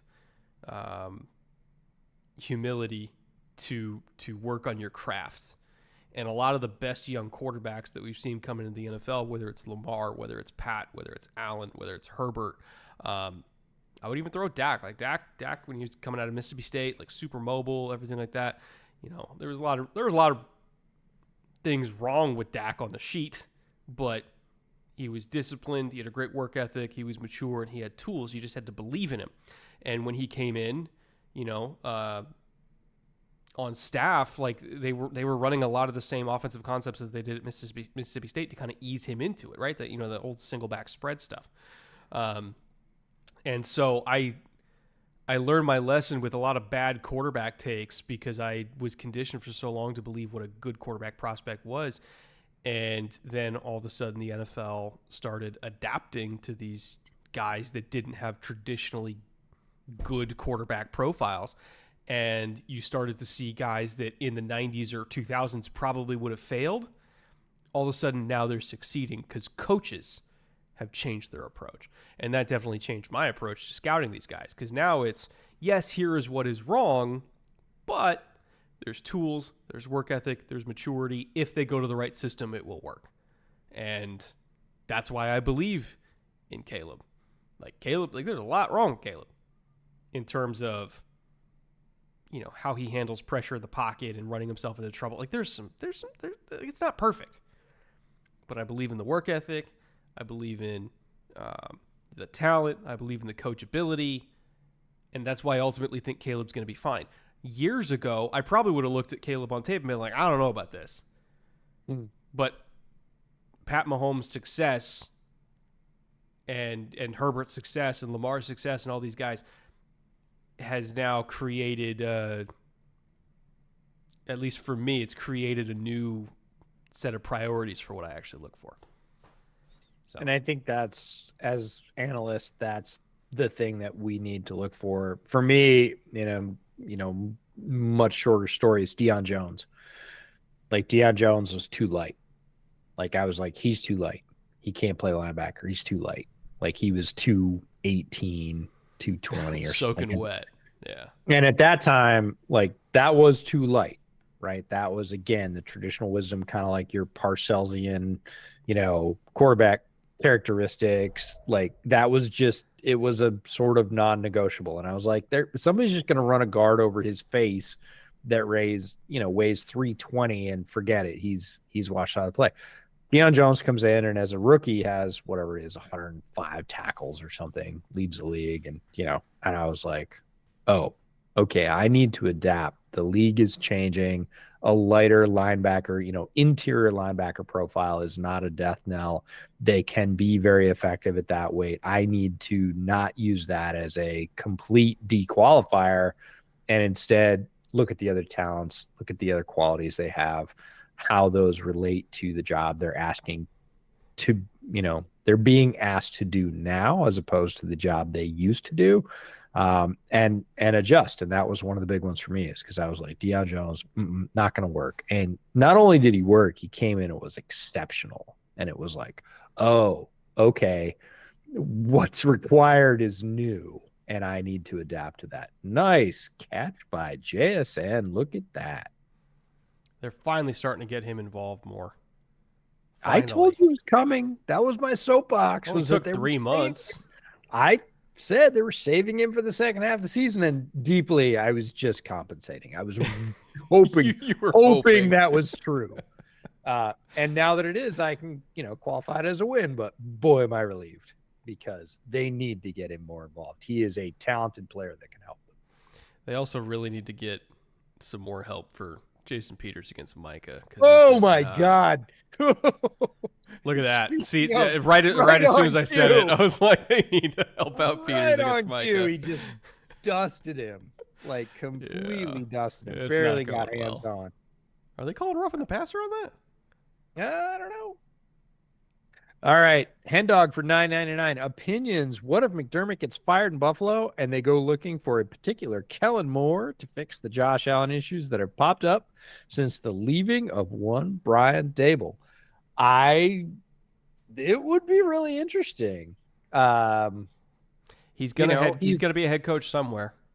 Yeah, and he's worked with a quarterback very similar in Justin Herbert in terms of physical similarities. Allen and Herbert are two peas in a pod of very tall, very mobile quarterbacks who could both run, who have guns of arms, and sometimes Josh more than Justin let it go when they shouldn't. It's not out of the ballpark. He's going to understand what he's looking at. I would say, if the one thing you want to fix is scoring efficiency, like not just getting yards, but scoring efficiency, Kellen Moore has a history of maximizing every single possession. They were a top 5 red zone offense when he was in Dallas. They're a top 5 red zone again. Like, say what you want about the Chargers. Like, when they get to the red zone, they fucking score. Like, they're at almost 70% this year. It's top 4 in the NFL. And they were top 2 for a while before last week. So, like, if there's one thing Kellen Moore can do, it's maximize the efficiency of your offense. And that's something Bills desperately need. Oh. Okay. Look, that was off his hands.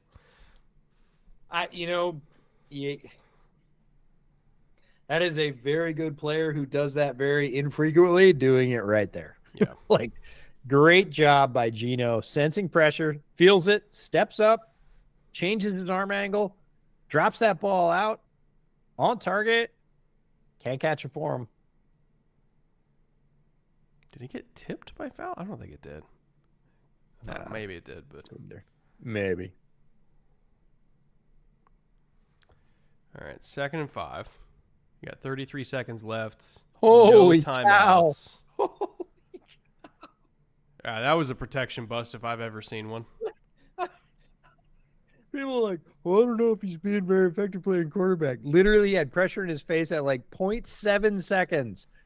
Like, he had a guy in his lap as soon as he got the ball. Yeah, that only happens if somebody messes up on they called offsides. Yeah. But look at the ball he throws. Like, he loops that ball out to people like, oh, it's just a screen. Like, look at the anticipation he throws this tiny little screen with. He lobs this up before that guy's ever out there. Puts it right in his hands. They called offsides for that? On Fowler, yes. That was a call. Was he offside? Am I blind, Chad? Oh, was he offside? Drilled that. Absolutely drilled that ball to Lockett. Gino is, I don't want to say he's back because he hasn't demonstrated it for more than a game, but this game versus the games of the last month, he is looking locked in. Definitely had better ball placement outside the numbers so far tonight compared to the last month or so. I was killing him last month. All right, 3rd and 2. You can work the middle of the field if you get a first down. Drilled it. All right, well, now you're in field goal range. Now you can... This is what we expected the Hawks to be this year. In terms of efficient and, to borrow a Hank Stramism. So many tools. Yeah, so many tools. Again, filling in the much-needed role with the third receiver of JSN. Geno being super sharp basically all of last year, adding another rushing threat. We were like, what's left? They got a bunch of tight ends.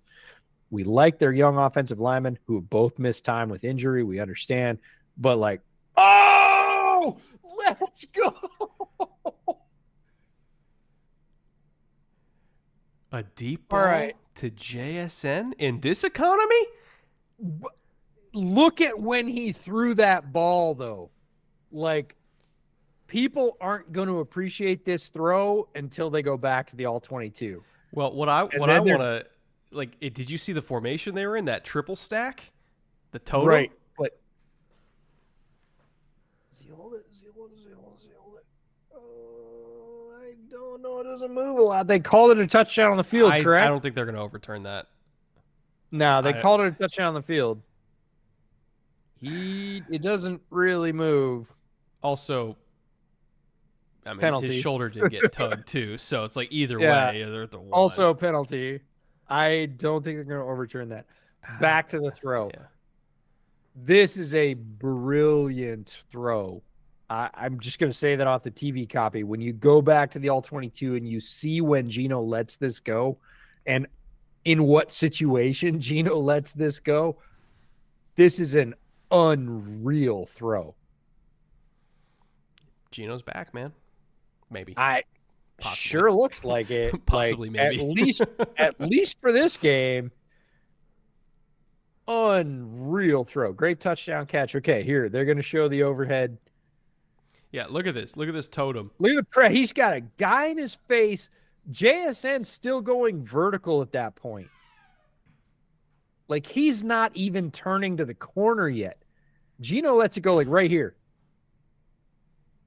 And he just threw him open. Yeah, 100%. Go get it. Go get it. Because it was honestly how the route is designed. When you're running that deep seven, like you're aiming for the back pylon, but Geno couldn't get it to the back pylon from that spot. So he's like, I'm just going to throw it wide. Go get it. And he did.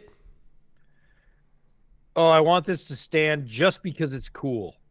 Yeah, rule of cool. Like, I just, on the coolness factor, stands, touchdown. Like, cool throw, cool catch. Like, not to mention JSN slams his head on the turf after he catches this. Still doesn't let it go. This is the best we've seen the Seahawks offense look the entire year. Dude, I said 20. Year. I said 20 for the game.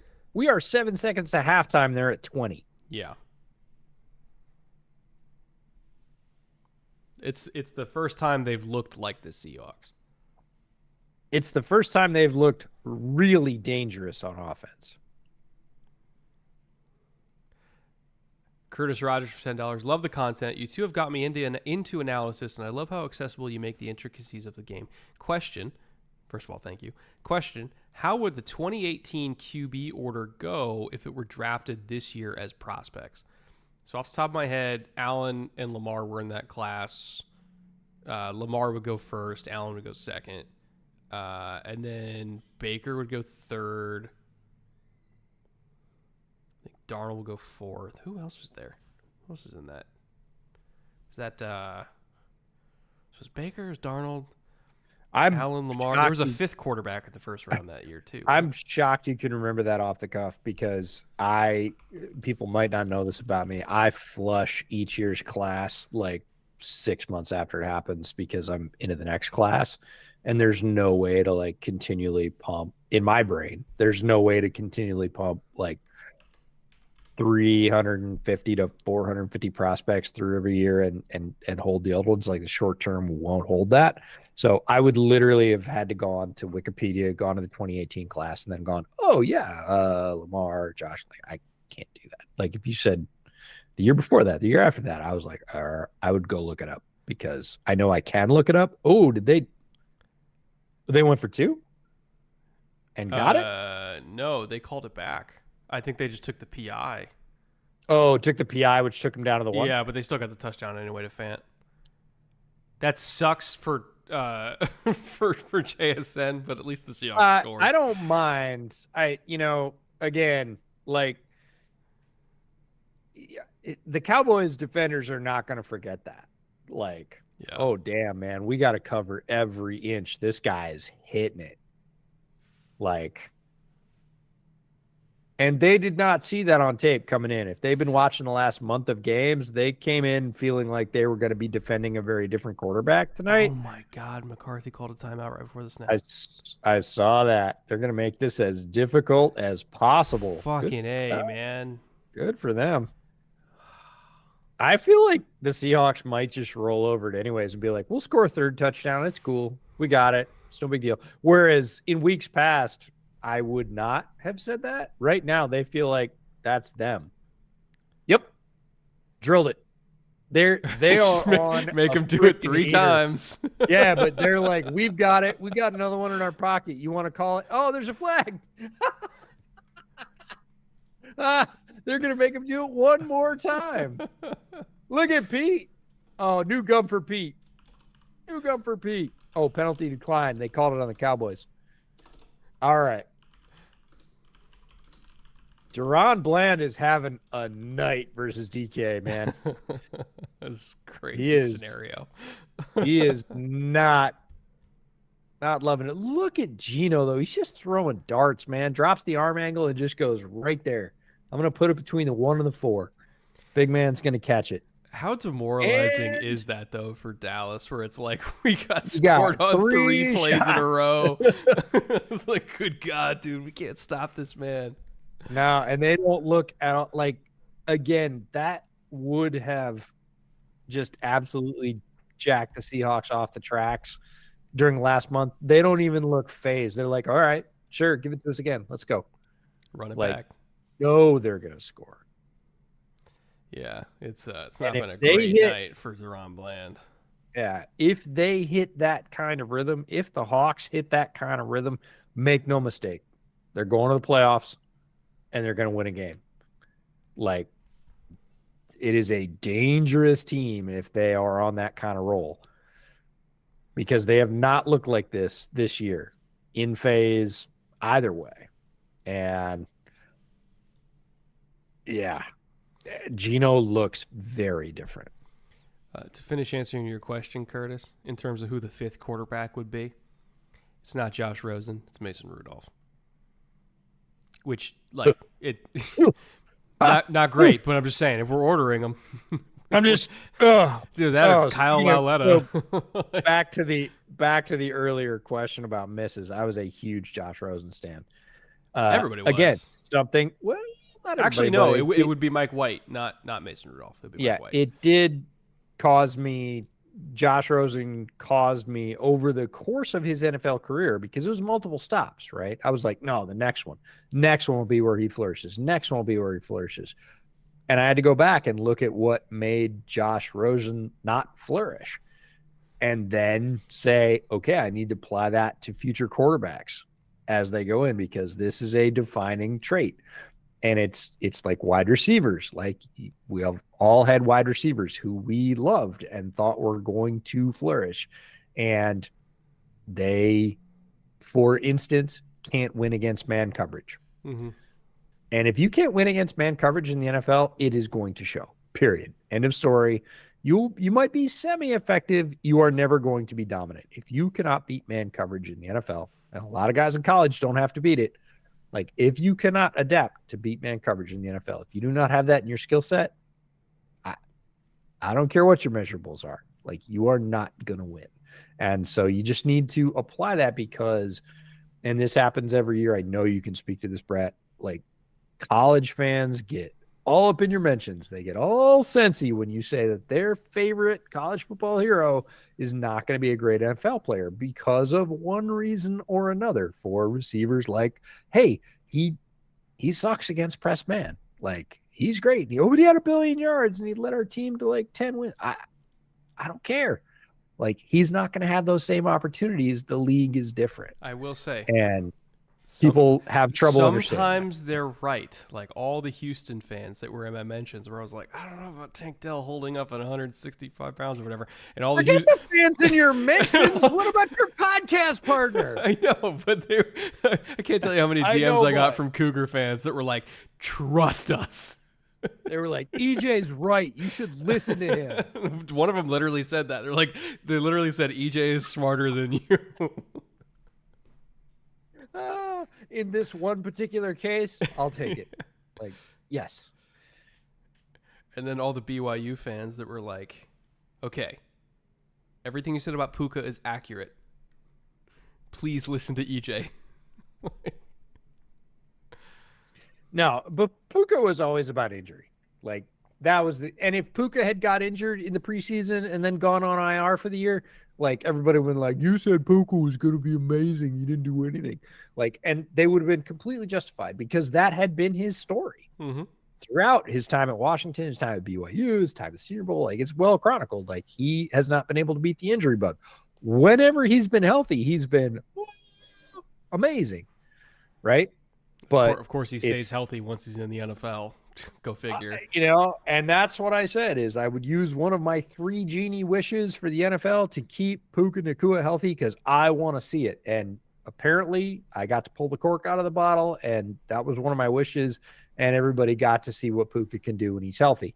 And now everybody's like, dude, he's big. He's fast. He can win against zone. He can win against man. Like, what? Why did it's injuries, right? And strangely enough, there is another player coming out of Washington this year that is going to have a very similar narrative. And McMillan? No. Polk? The one that throws the ball. Oh, Penix. Yeah. Penix. Like, Penix's injury history is going to weigh heavy in the minds of NFL decision makers because NFL quarterbacks take shots. And I think it's 2 ACLs and he has had a sprain. Horrendous injury history. And the fact that he has come back and played at the level he's played at is a testament to his toughness, his ability, everything. But don't for 1 second believe that NFL decision makers are not going to consider that thick medical dossier in his draft evaluation and drop him, correspondingly. He will not be picked as early as you think he will because someone is going to have to shoulder that injury risk. And somebody will. He will be picked 100%. He could go on to be a great NFL player. There are plenty of college players with really, really ugly injury histories that have gone on to be great. Frank Gore, for instance, like Nick Chubb. Like, there are players that have been way beat up in college, just horrendously injured and gone on to be great NFL players. But don't for 1 second think that Penix is going to be the first quarterback drafted or the third quarterback drafted. Like, it's not going to happen. He's going to end up being like the 5th quarterback drafted. It's going to be later than you probably think because people are going to look at the injury history and go, ooh, like, I like him and his results are really good, but he's got to be on the field to produce. And this is a really heavy file folder. Mad Tom K for $5 says the point of coaching is to make the offense easy for the players. He's quoting us. Clearly, nobody told Arthur Smith that. Yeah, no kidding. Or lots of other coaches. We don't need to pick single coaches. There are many coaches, college and pros, who seem to want to make it as hard as is possible. And that's not the goal. But for whatever reason, Arthur does it for spite against the media. You're sure of that? Oh my God, yes. There's no other reason to have Jonnu Smith throwing passes in the red zone. Like, that's spite. You just think you're smarter than everybody else. Like, that's that. D-Mac Wakefield for $5. I too would like Marvin and Luther on the same field, just them both in a Chiefs uniform. Shout out the Tiger. Yeah, something tells me that's not going to happen. The Chiefs, if the Chiefs are picking high enough to get either Marvin or Luther Burden, something will have gone horribly, terribly wrong in Kansas City. So, dude, count yourselves lucky that you're not going to be that bad. Dude, perfect is throwing fish. Look at that. Like, they're taking the whole Pike's Place challenge like to the next level. They're throwing and catching fish. Also, I hope they're cooking those up after because those are some nice cuts. It looked like they were cutting sushi. They had they had a sushi chef there. Yeah. Going for it. Last time I was in Seattle, I went down to Pike's Place. Or is it Pike Place? I had some natives got on me for saying Pike's Place. It is Pike Place Market. They took that very personally that I add the little Have apostrophe F. shout out to a former guest on the Bootleg Football Podcast, Mina Kimes. Mina has her new background. Have you seen it? No. Okay, so she has a Dan Lebitard, who famously she's worked with in the past, gave her garbage money. She's like, oh no, yeah, I got real fancy with all my money. I have a pull down background now. Like she's literally got like the slideshow projector background, but it's really sweet. And basically, it is the Mina Kimes podcast featuring Lenny, done up as if it was the Pike sign. That's awesome. Like in the red neon. It's beautiful. It's amazing. That's great. So shout out to Mina. If you're not subscribed to Mina, currently on Omaha with the podcast, Lenny, definitely do that. You will be smarter. She brings on terrific guests every week, and drops lots of NFL knowledge. So go subscribe to the Mina Kimes podcast if you have not done that yet. Short Run for $5 says, those Browns fans who have beef with Brett can get beef and more meats at ButcherBox using promo code bootleg at butcherbox.com/bootleg. Love it. Love it. That's amazing. Again, as Brett said earlier in the podcast, best way, people ask us all the time, what's the best way? What's the best way to help you guys grow? What's the best way to support the podcast? Like, go buy an homage sweatshirt if you need a sweatshirt. Go buy meat at ButcherBox. Go get a mattress, a purple mattress, or, men's care products at Manscaped. Or, if you're so inclined, throw some wagers on Underdog, because those are the folks that believe in us. And make no mistake, them believing in us is them believing in you. Like, know you, know us.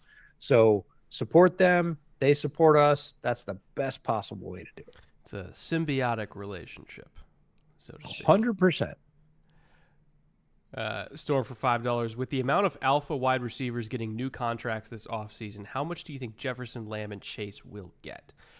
So if I go to over the cap, which, if I recall correctly, our buddy Brad Spielberger runs that, right?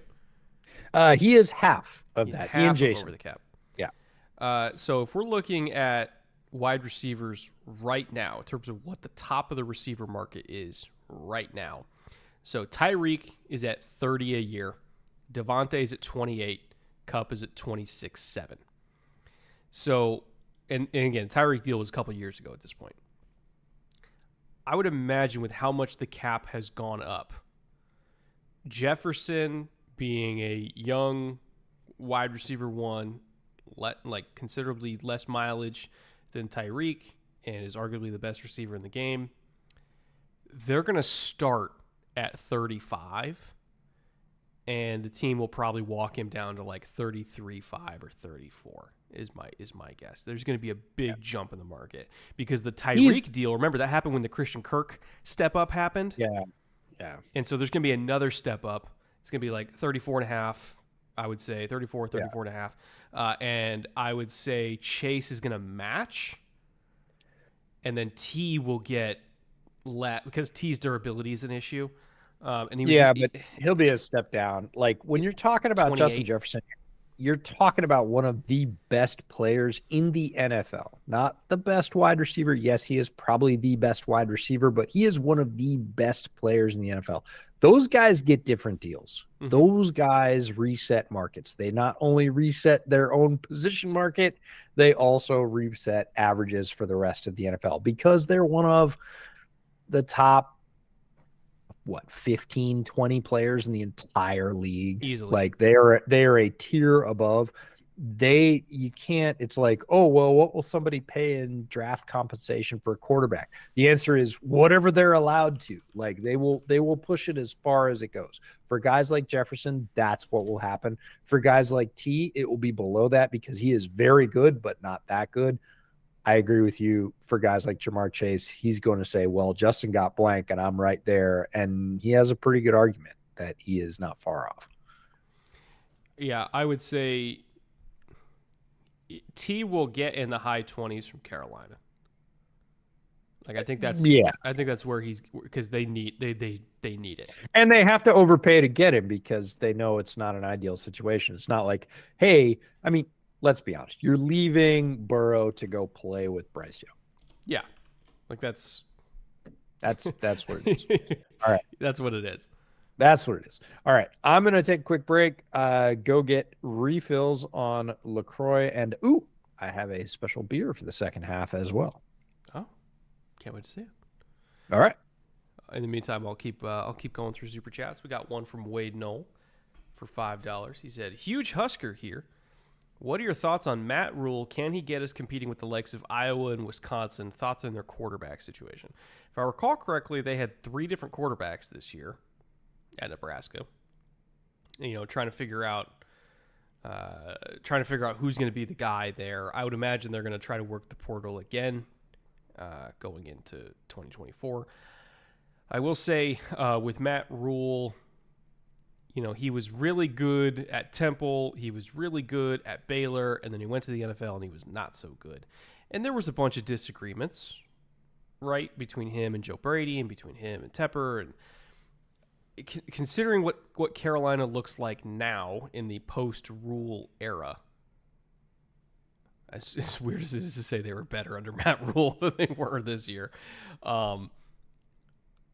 I do genuinely wonder how much of the ineptitude was Rule and how much of it stemmed from above Rule. Not that he is blameless. Obviously, a lot happened in Carolina that was Rule's fault. Like I'm not saying that he was perfect, but I will say he was one of the best coaches in college football, and I don't think that you suddenly become a bad college football or a bad football coach like just out of nowhere. And I don't know what he's going to do in Nebraska long term, but I do know that in college he has a history of tearing shit down to the studs and doing long rebuilds, that take 3-4 years to do. But then once he's humming, right? But he takes time for him to kind of get all of his stuff in place. The one thing that might throw a wrench into that is the last time he did that to 2 separate programs that are, they're lower status, if you will, in Nebraska, at Temple and then at Baylor. The last time he did that was pre-NIL and pre-transfer portal madness of what it is right now, right? And Nebraska, even though they are considered a blue blood, they are not immune to getting rated in the portal consistently year after year. So not only does Rule have to be a very good recruiter, which he has been a very good recruiter in the past, but he also has to be really good at keeping kids from transferring out every single year. And he has to work the portal himself. And you build college programs a lot differently now than you did even 5 years ago. So we've never actually seen him have to do a rebuild of a college program under the current circumstances. So I don't know how he's going to fare. I'm just going off of past experience where Rule was really, really good at Baylor and Temple. And I have to imagine that that's in there somewhere. Like, he didn't just become a bad football coach out of nowhere. So, again, I'm curious to see what's going to happen long term. I'm not ready to give up on him quite yet because of what Carolina looks like this year. I don't think he was the only problem. Far from it. And I'm rooting for him. He seems like a good dude. He really does seem like a good dude. All right, start of the second half now. Seahawks on the field, trying to double up here.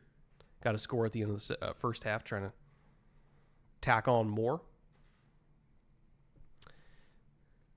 And you really don't want to fall super far behind against the Seahawks because they actually do have a lot of really good pass rushers on that team. So I don't want to say Dallas is in the danger zone, but they really don't want to go down 28-20 right now because both these teams are built to rush the passer very, very well. Oh, man. Is he going to get it? Is he going to get it? Nah.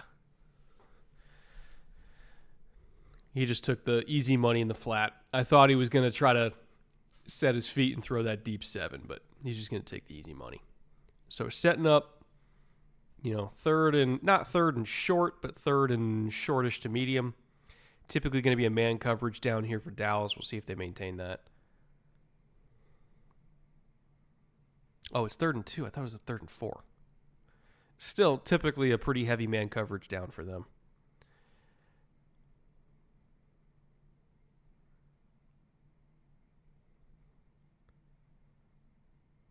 Brought a fire zone. Oh, man. So you saw the motion back off Stephon Gilmore, and the one thing with Stephon, he hasn't played in space as well this year. If you're giving him a press coverage look, he's held up just fine. But if you're asking him to pedal and drive in space, he can't do that like he used to in his prime. So using bunches, using stacks, using motion to keep him 7 to 8 yards off, like you're going to get those easy completions against him all day. So, he's off again. They are running the ball, but keep an eye on that in the second half because Gillian Space versus Gillian Prez are two very different players.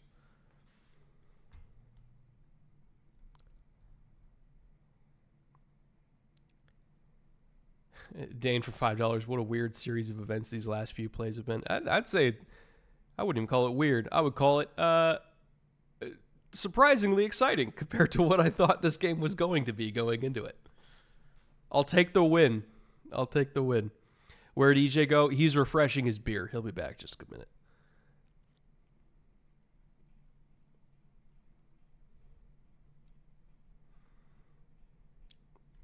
Oh, we got a hold, I think. Based on where the flag went down, I think it's a hold.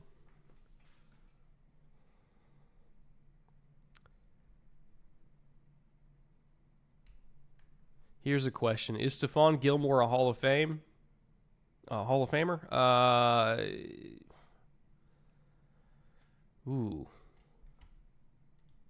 The resume's up there because he's got a Defensive Player of the Year. He's got a Super Bowl.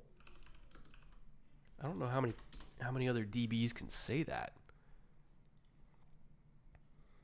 So looking at his total achievements, Super Bowl champion, NFL Defensive Player of the Year, 2-time first-team All-Pro, 5-time Pro Bowler,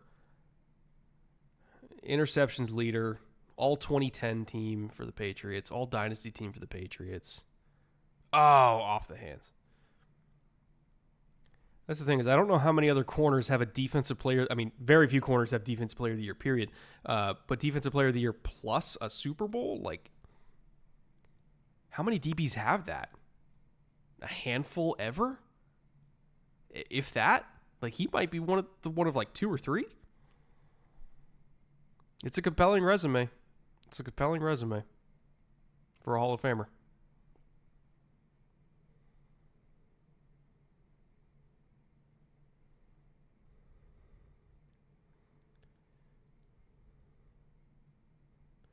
Ooh, nice move after the catch from DK to retreat and kind of reset the angle. Oh, God, he fumbled. All right, they got it back. Really nice move from DK, though, to get kind of extra yardage out of that.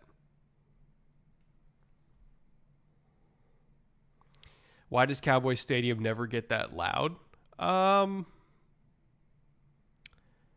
don't think it's quiet. But I would say it's average. Average in loudness is how I would describe it. But I also, I'm not entirely sure how much crowd noise they pump in there compared to some other indoor stadiums, like Atlanta used to do.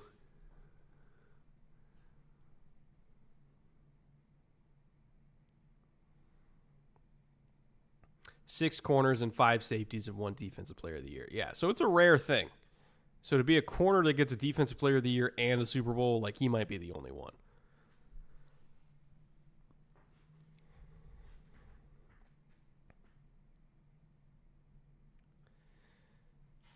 All right, 2nd and goal. Little run to the left out of wing slot left. Or technically wing slot right because that's where the tight end was. It's going to set up a 3rd and goal. When they're in the low red zone, it's possible this is a 4-down situation if we think that we want to make Dak drive the length of the field if we fail. We'll see based on this play call if it's going to be 4 down. If it's a run, they're probably in 4-down territory. If they're throwing it, they're probably going to take a field goal if they miss it. There's a pass. Oh, wide ass open for Geno to just walk in. That's the danger of when you're calling man coverage with no spy in the low red zone, if there's just a crack in the A gap, it's a touchdown. Like, that is the danger of calling cover one in the low red zone. Oh no, flag. What's this for?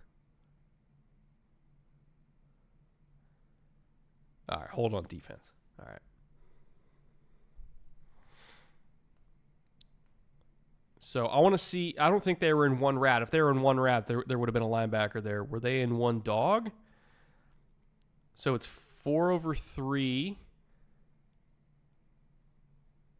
Oh, they were in one double. They were doubling DK. That's where the extra guy was. All right. Let me draw this up.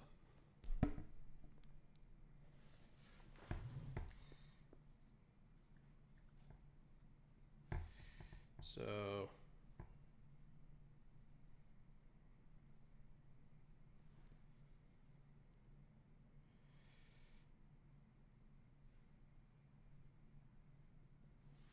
all right. So just based off memory, I think this is what they were doing. So we got 3 here, nose here, edge, safety here, linebacker here. He's following. He's manned up. And then we got 4/3, right? So it's corner, safety, nickel, corner. God, I ran out of space on the board. So these 4 are against these 3. What I believe they were doing was what's called one double jersey number. So it'd be one double 14 in this case because they're doubling DK. So he's man, and then these 2 are doubling DK inside. And then, so it's 1, 2, 3, 4. Do I have my numbers right? I believe I do. Am I missing somebody? Who am I missing? Oh, right. You're forgetting the guy that ran to the kitchen. That's true. So regardless, so you got the post safety, and then you're doubling DK. There's the extra man is going to be used on the double for DK. So middle of the field is vacated by linebacker matching the running back. There's nothing there. DK sneaks through. And that's why that call can be a little bit risky in the low red zone, because he only needs 5 yards if he's running. Welcome back, EJ. Seattle scored. Ooh. Came right to it, did they? I guess that answers my question of who is getting the second half kickoff. Yeah. Brett, I think you've broken the Cowboys defense. It's only me. Only me could do such a thing. This is a limited release from Alaskan Brewing, one of my favorites, but this is the Grizz Coffee Brown Ale brewed with coffee, 6.5 by volume. Great big bear on the can art. We love it. Amazing. EJ, is your kitchen like a mile away from your desk? I mean, not a mile, but probably 3/4. I've been there. It's a hike. It's a hike. It used to be a lot farther before I punched a hole in that wall over there and put a door in. Dollars to Donuts, he also took a piss. So. Yeah. There you go. See? Yeah. Took a piss, made a snack, grabbed a beer, made a coffee. Like, I was very efficient in my time away. Oh, Tree's in chat. How you doing, Tree? The Yins. Love me a coffee brew. Here's the deal, Tree. You come to Seattle, I'll buy you, I was going to say as many as you wanted, but I think that might lead to a felony. So I'll buy you a couple.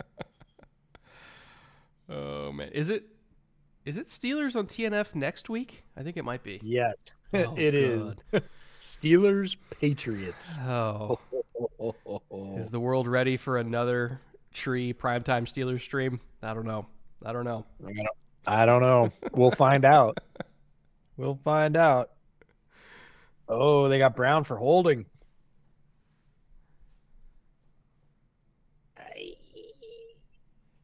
I'm trying to understand. I mean, Technically, It's sorta, the third move. kinda.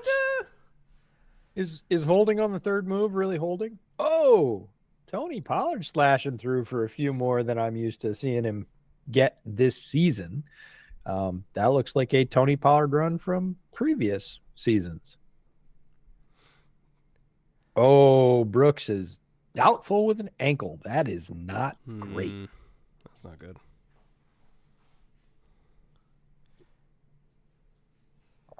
Mini fridge time. I think EJ at his core enjoys the little walk. Yeah, it is nice to get up in the middle of what turns out to be closer to a 5-hour sit than you might imagine. You're saying, oh, but it's only a 3.5-hour game. That's true, but there's the pre and the post. It is nice to get a little bit of a break. Jump weight. I was forged in the fires of NFL Red Zone, so you just want to be Scott Hansen. There will never be another Scott Hansen. I know, but you aspire to be Scott Hansen. I don't. I've given up all hope that I could ever do that. But fun story, I used to have a mini fridge in this very office. Why'd you get rid of it? So we got it at Costco. Shout out to Costco. It was here. It operated optimally for like 2.5 years. And then one day I came down and the beer wasn't very cold and the compressor was very hot.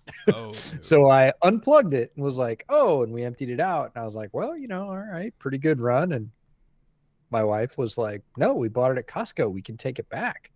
And I was like, what?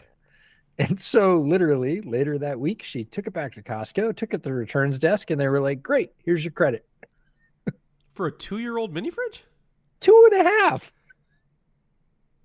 What kind of return policy is that? I hadn't even considered the option. She was like, oh no, we can take it back. I was like, on what planet? And literally took it back. They were like, here's your credit. Okay. So Thanks. shout out to Costco / Kirkland Brands. Yeah. Good for you. And people will say, why didn't you just buy another mini fridge? Well, I honestly just never got around to it. Yeah. Oh, Ferguson's feeling it. They've been knocking him around all game. The entire game. Yeah. He got up. He's like, oh, son of a bitch. Spoon's going to hit him. Well, I mean, I think all the secondary is going to hit him just as hard as they can, because I am sure Tariq came back to their huddle and went, yeah, light that boy up. All right, going empty. Oh, going deep. Picked. Oh. But, okay, something went wrong there. Yeah. There's no way Dak just... There's no way that he just threw that up. Oh, no. Oh, it was a free play. So he did just throw it up. I was like, there had to have been a wrong route or something. Like, oh, boy, it jumped. Yeah, he got him with that. He got him with the double cadence. Well, at least, did you see the play where they allowed that to happen and then they called the penalty on the offense last Sunday? They called a false start on it. They called a false start, so it's a free play, and then they called a penalty on the offense, and they moved the offense back. It was the weirdest thing. Ooh. Another flag. Gonna call a hold here. Nicholas for $2. They thought we were dead. They never learned. No, we never do. We never do. Nick JK for $10. Hey, Brett, met you in the Berg this summer. I was working camera for Oh, yes, I do remember you. Nice to see you again. You were super chill and nice, but I was confused as fuck as I didn't recognize you immediately and you kept talking to me. That's funny. He probably thought, he was like, who's this guy who's just talking about YouTube? Like, why is he standing over here? Oh, that's funny. That was a good day, though. It was perfect weather in Pittsburgh that day.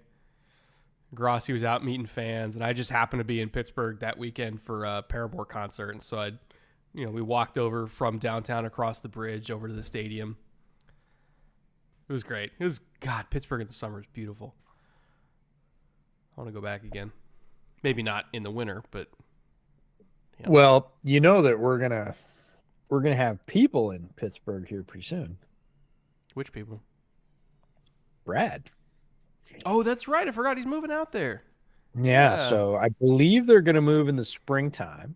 And then I believe Ledyard's up there as well, John Ledyard. So yeah, because Brad's wife got a doctor job residency. out there. Yeah, residency, I think. Or maybe it's her post-residency. I'm not sure. Don't hold me to it. But yes, they will be moving to the Berg. They will be newly transplanted Yinzers come springtime. And they've been all over together. They've done New Orleans, New York, now Pittsburgh. Yeah, she's from New Orleans. They've been in New York. Yep. So it'll be good to go out to Pittsburgh. I've got friends who married into Pittsburgh families. So good place to be.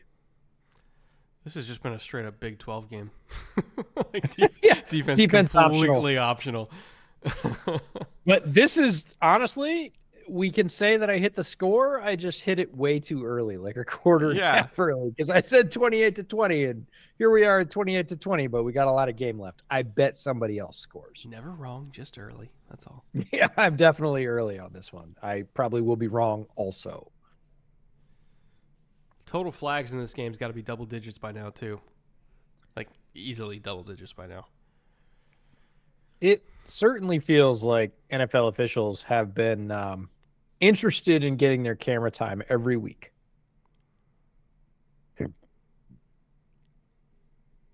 Oh, they're calling Wagner early. I thought they might give him the Hall of Fame bypass there, but I mean, he got there a tick early. He was early, but early. I figured they might give him the Michael Jordan rules and not call that, but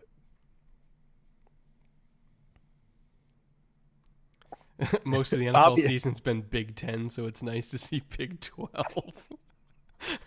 That's good. Yeah, a lot of Thursday games this year. Iowa Northwestern. So yeah, they are indeed. Did you see? Stacey Dales was interviewing. Oh, hang on a second. Blanket on the name. Yes, I am. Well, that, and I'm trying to watch this and answer something else that came in at the same time. Not a good program. In the meantime, Dak just took a sack from Reed, who's had a hell of a game.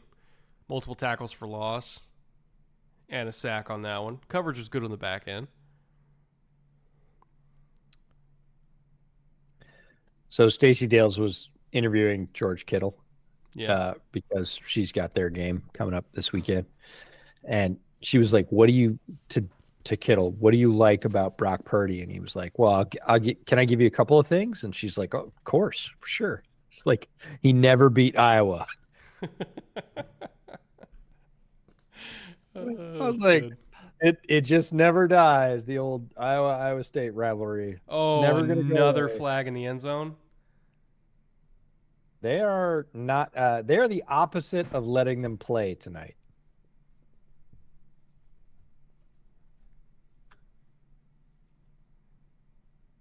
Yeah, I would characterize this as flag heavy. So I want to explain that Reed sack a little bit. There's a lot of different names for it. If you want to call it a TT stun or a TT Reed, they're going to call it. You turn the hip. They're going to call it every time. But so this is either a TT stun or a TT Reed. And how it works is they're literally reading the slide. So this is Reed right here. He's at 3 technique. So Tyler's setting him outside. Biotish slid to him.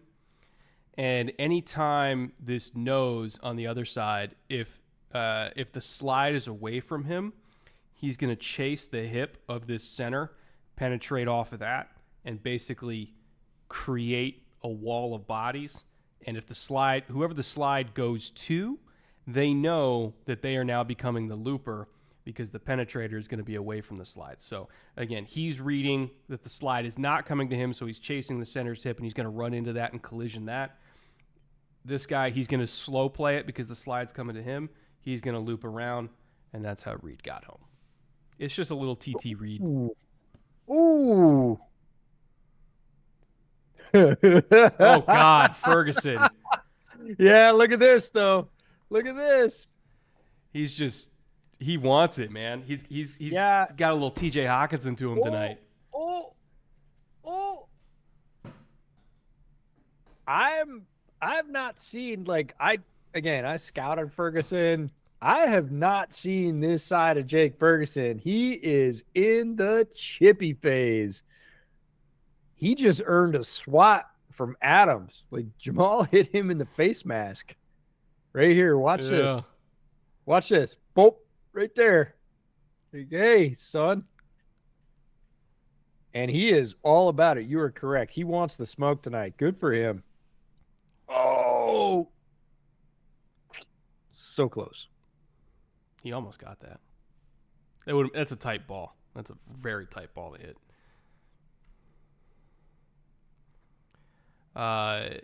Nick again for $5. Thank you, Nick. Do you do your thumbnail iconography yourself? I'm the Clickbait Sports Guys graphic designer, and I've always appreciated your perspective manipulation. Yes, I do that. I do all of the thumbnails for both my channel as well as for the Bootleg channel. And I have multiple methods that I use for it. It depends on how lazy I want to be. Either I'll basically type out the text, and I'll put the text, and Pollard goes in. Pollard touchdown. I'll frame the text where I want it to be framed in the image, having a general idea of which players I want in the foreground, which I want in the background. And then what I'll do is I will then duplicate the layer that is the base image, and I'll drag that duplicate layer over the top of the text. So if you're just imagining all the layers, it's image, text, which is now hidden behind that top image layer, and then the base image again. And then I will then go into the eraser tool, and I'll cut out all of the players from the top image. And so at that point, it's easier for me to then experiment with different words as the second layer, and all the players, like it'll still be matched up with the base image. So it's basically two of the same image, but one at the top layer is just the subject, right? It's going to be in the foreground. That's going to be on top of the text, while everything else is behind the text. So it kind of creates that 3D effect, right? It's a pain in the ass, and I've now done it enough on my laptop that I don't even need a mouse. I can just do it on the trackpad, and so I cut out all the players with the trackpad, which sounds deranged, and it is, but that's just what I do now. I've gotten very good at the trackpad, and then after that, then I can experiment with different words and different levels of drop shadow and everything like that. And yeah, that's how I do it. It probably takes me hour, I would say, per image to do that. And I'll probably experiment with like 2 or 3 images sometimes. And then there's like the Eagles thumbnail where I did it even... I took even longer on the Eagles one because I had like 4 different images that I was cutting out and experimenting with. And then I did like the oil painting filter on it. And then I had to use AI to kind of like expand the dimensions of the image so that it would fit within thumbnail. The Eagles one took me like 4 hours. That one was a pain in the ass. Generally, it's about an hour though, I'd say.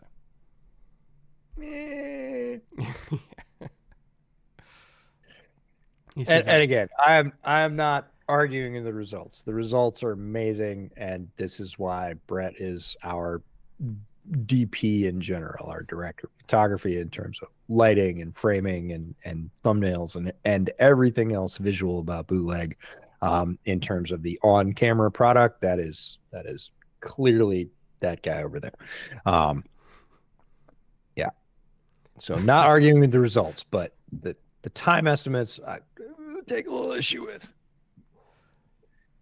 He says, Photoshop with a trackpad may be the most insane thing I've ever heard. Yeah, I don't recommend it. I don't recommend it at all. He's like, don't do as I do. No, Just, no, use a mouse, kids. It's way easier on your mental health. And then Nick says, super well done. I've gushed about your style in videos of my own in the past. It's super clean and not overpowering as to the subject of the thumbnail. So to expand on my thumbnail thoughts and chat, feel free to chime in on this. So if you're another YouTuber out there or you're a creator of some kind and you're trying to get better at thumbnails, your number one criteria when you're making a thumbnail is, would I click on that? Would that interest me? And I'm not talking about clickbait. I'm talking like, would that catch my eye? Because you have to remember that 70% of all YouTube traffic is mobile. Like even for our format, like podcast format. Like it's a lot of people listen to it on their phones, right? Especially with YouTube Premium. And so it's not just about, looking at like the homepage of a TV and like, does it look clean when it's on a TV on the YouTube app? But does it look clean in a mobile format when you're scrolling vertically? Can you get somebody to stop scrolling long enough for the autoplay to kick in? And when the autoplay kicks in, then it's about not the first 10 seconds, but the first 5 seconds, because people are going to, like, the thumbnail's job, especially for mobile, is to get people to stop scrolling. And the first 5 seconds of the video is to get people to watch the next 30 seconds of the video. And then the job of that 30 seconds is to get people to stay. It's a little bit different for podcasts because it's less about like the attention grabbing and more so about like long form content and everything like that. But for like film room videos, the first 5 seconds are super key. And within the first portion of the video, you basically have to let people know that they're in the right spot and that they weren't hoodwinked by a thumbnail, which is why clickbait, it doesn't really work, because people will then get resentful that they're watching a video that they they clicked on a thumbnail and a title thinking that they were getting one thing and then they're getting another. So then they click off and it ruins your retention and it fucking kills your channel. So don't do clickbait. That's stupid. But do make a thumbnail that will get people intrigued enough to stop scrolling long enough for the autoplay to then do its magic. Because if your first 5 seconds of a video is good enough, people are going to watch the rest. So you got lucky because he didn't return it. Did Deron Bland get a pick? Yeah. Let's see. So he's inside leverage, God, off inside leverage so on good. Lockett. He's so good. Don't throw quick outs against Deron Bland. Don't do it. Like, it's not worth it. Look at him trigger on that ball, though. He never lets up from the time that he triggers, which is when you're talking about triggering on a defensive back, you're talking about the time at which they start to drive on the play, as opposed to basically being more passive, mirroring, trying to understand what they're going to see.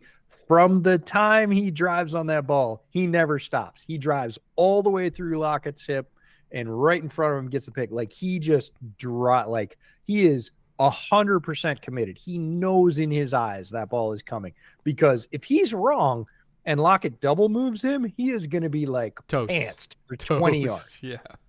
Like, done. He knows that ball is coming. He drives on that like he absolutely believes 100% based on what he studied, what he's seen, that ball is coming to his receiver. And as a result, gets yet another pick. No, he doesn't return it, but like, still, it's a turnover. It's another chance for Dak in the offense. Like, Deron Bland replacing one of the most noted ball hawks in the NFL and like wildly out ball hawking him is bananas. He's, in terms of confidence, he's one of the most confident corners in the NFL. Because to get cooked like he did in the first half and to still have the balls. You got to have the shortest memory. Put your foot in the ground and drive. Like, that dude's cool as a cucumber. You know what? It is entirely possible that he was Anthony's teammate. At Fresno State? I thought he was a transfer. Well, Maybe. There might have been some overlap there. Like I'll have to it's text quite him. possible. I'll have to Yeah. I'm At gonna this text him point, right now. I want to know. Like, so Anthony, one of our editors, played at Fresno State, which is very helpful to us because obviously he has a deep knowledge of football. It's one of the reasons that he was assigned to us, and one of the reasons that we love him. Because, as you can imagine, a lot of editors would send our stuff back to us and be like, "What are you saying here? I don't get it. I don't follow." And that's completely fair. Anthony, on the other hand, played college football at Fresno State at a high level. So very interesting, but it's quite possible that he overlapped with Deron Bland. Yeah, so he knows all the Fresno State, Jalen Moreno Cropper, Ronnie Remigio. Rivers. Yeah. Yep. It's he might have like Land might have been a freshman when he was a senior. Yeah. I'm trying to think. It's of just timing. Just a question of overlap and how long he was there, and especially like you said, if he was a transfer. But man, he's so That's a crazy pick. His ball production is so far above what I saw when I scouted him. Again, I've said this multiple times on the podcast. Guy, he was an angles and read guy, which might translate, but often does not translate to like great one-on-one coverage. He played more safety than he did corner at Fresno State, and I loved him for that. I loved him for all that. Thought he was a mid-round pick, guy that could start immediately on special teams, bring energy and impact, and absolutely play a little bit third safety. Like that was my book on Deron Bland. Like I loved his energy and the fact that he would absolutely just drive and hammer people in the run game. The idea that he is playing better outside one-on-one corner than literally anybody else in the NFL right now is so far above the evaluation I had on him. It's just crazy cakes. Like it's so cool. Anthony does know Bland. he was there. Yeah. Yep. He's like, that's my guy. And I was like, I knew it. That's my guy. Should be. Yeah. Oh, that guy's amazing. It's one of the best stories in the NFL. Again, replacing Trayvon Diggs, who, got his massive extension because of all the turnovers he created, and to come in, play his role, and play it better than him. It's like the classic, like, oh, I was, second trumpet for 10 years, and the guy, slipped on the ice, and I got the solo, and now I got signed to a recording deal because, people were just waiting to hear it. Yeah. All right, fourth down here. Looks like they're going to go. They're in territory where it makes sense. You don't really want to punt here for 15 yards? Yeah, again, what are you going to get out of it is the question when people are like, oh, they're at the 30. Again, I thought they were at the 40. Oh, okay, so they're foregoing field goal. Yeah. Ooh, that's an interesting choice. Didn't get it. Yeah, that's interesting. With potential. Yeah, and CD says, hey, that's on me. It was in my hands. I should have had it. All right, so, Chad, if you can find whatever the analytic bots say on that one, I'm curious. I thought so. From the 40, yeah, you go for it every time. From the 30, in this kind of game, I would have considered going for a field goal there to take a lead. Yeah, it's under a 50-yard field goal. Yeah, it's a 47-yarder. Yeah. All right.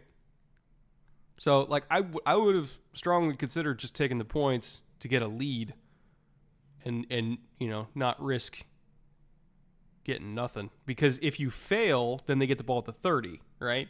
It's one thing if you're at, the 10, because then, okay, you're making them drive 90 yards to score or whatever. But when you're at the 30, that's kind of a spot where I'm like, if we fail, they kind of get better field position.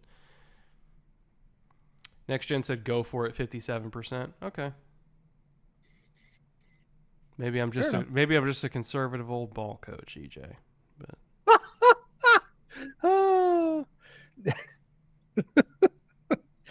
Thinking of you as conservative on goddamn near almost anything is pretty impressive. I gotta say that's worth a laugh.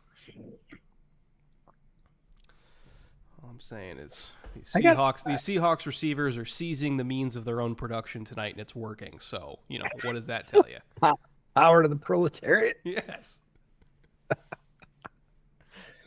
Oh my goodness. I gotta say that I do enjoy the trend of Cyber Monday, Cyber Week sales extending to industries that previously, really had no use for things like Cyber Monday, like, I don't know, airline travel.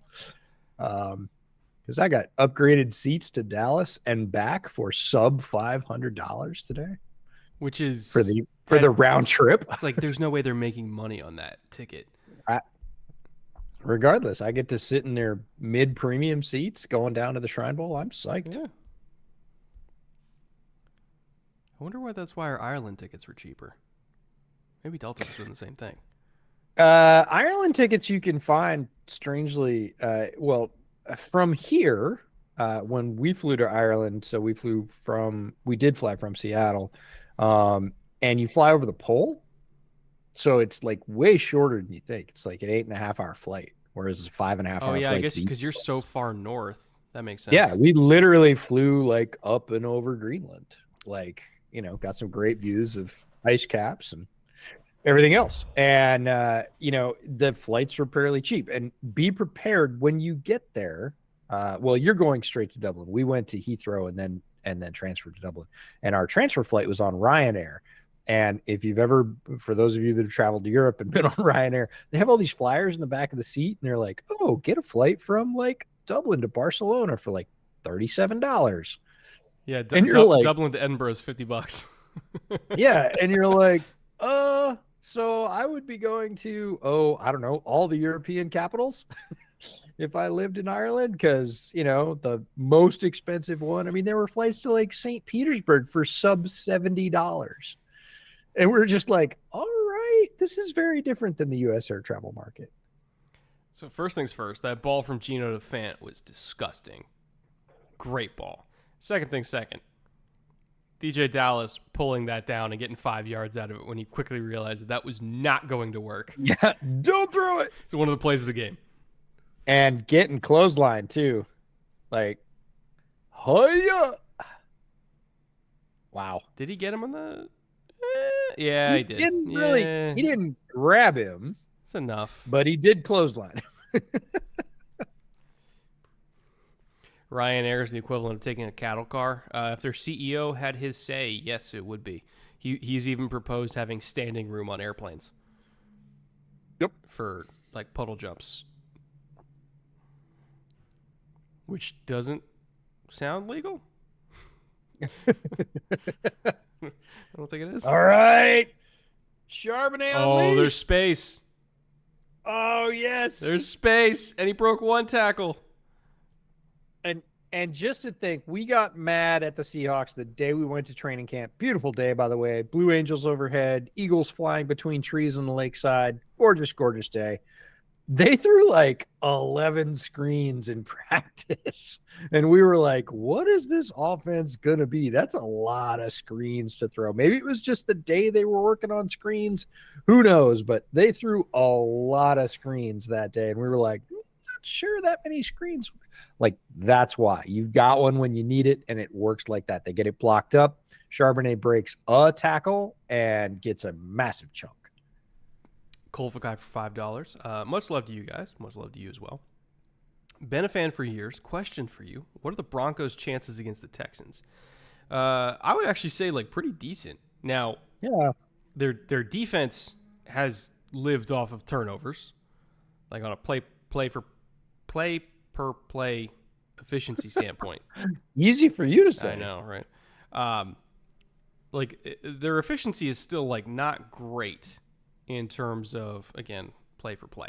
But they've generated so many turnovers that the drive success rate against them overall is still like very low. And 25% of all drives against their defense since week 6 have ended in a turnover, which is not sustainable. Like, it's not sustainable at all. Like, no defense in history has ever done that.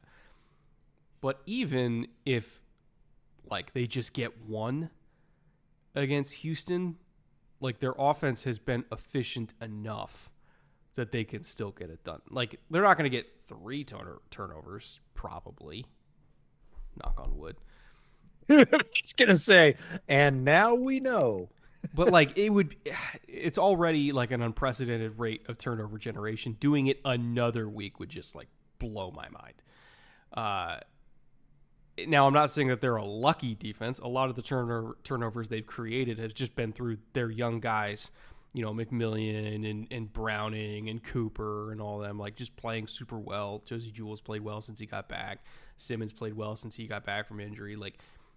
They are legitimately generating turnovers, but there are plenty where the hand of God kind of reached down and gave him a good bounce too, right? So I think the truth of the Broncos is somewhere in the middle. Like, they're not a defense that's going to do 3 turnovers a game every single week, but they're also not the same defense that gave up almost 40 points a game in the first month. Like, they're somewhere in the middle, which is a very solid team, which can beat anybody and be beaten by anybody. Ultimately, they're in the race for the 7th seed. They have to win this game if they want to get the 7th seed, and they very well could. Playing in Denver at this time of year is not easy. Like, it's a tough game for Houston, and that is an advantage that the Broncos always inherently have late in the year at home. But if we're just talking about quarterback for quarterback, who is the best quarterback on the field? Oh, yeah, it's Texas. Here you go again. This little weird-ass formation again. Yeah. Little boxcar, 2 blockers, but they go weak on it. I'm somewhat impressed by that. They run a bunch of different stuff out of that. It's really interesting. They run a bunch of different stuff, and I hadn't seen that one yet. But, man, get a couple blockers in front, and good night. Charbonnet knows what to do with that. I'm going to dig that up right now. It looks like there was kind of a miscommunication, and they didn't have the numbers that they thought they had on defense. And so Seahawks just took advantage of it. Yeah, but are we going to run inside zone weak? Oh, you got it. No, it's play action. Easy peasy. 3 touchdown day for DK Metcalf. Oh, God, am I starting him? I better be starting him. Hold on. Hold on. I'm going to have an existential crisis real quick. Oh, yep. Update the app. God fucking damn it. Okay. Let me update that, and then I'll check. Easy. All right. I'm going to go back. See, one of the real benefits of putting together these sheets, and if you are a bootleg patron, you've seen these. These are our draft ranking sheets. This is one of the major benefits of being a patron if you're on bootleg. If you're not, get set. This is coming. We can go back to these, and in this particular case, I can go back to this and look at the explosive plays and then explosive plays per attempt for running backs. And our Mr. Zach Charbonnet was 3rd in explosive plays in total. Any guesses on who was first? Come on, class. You can do this. In this class? In this last class of rookies, yep. Can I make my guess? Yes, absolutely. Keaton Mitchell? Yep, Keaton Mitchell, Yeah, 55. Guess who was 2nd? Bijan? No, it's a good guess, but no. Brown. Chase Brown. Yeah, that makes sense. Chase Brown with 48. However, Zach Charbonnet 3rd with 44 and 2nd with his explosive plays per attempt percentage at 20.5, meaning 1 out of every 5 plays for Zach Charbonnet was an explosive run, more than 10 yards per play in college. Now, Keaton Mitchell carried over because of the weight of 55 of those things at 30.7, meaning basically 1 out of every 3 for Keaton Mitchell was an explosive play, which is the reason I was extremely surprised that he went undrafted, because why don't you throw a late round pick at that guy going, hey, we could design some plays for him, and if we get him 3 touches per game, he's probably going to get us a chunk play. Zach Charbonnet, way more plays in general, yards per carry at 6.9.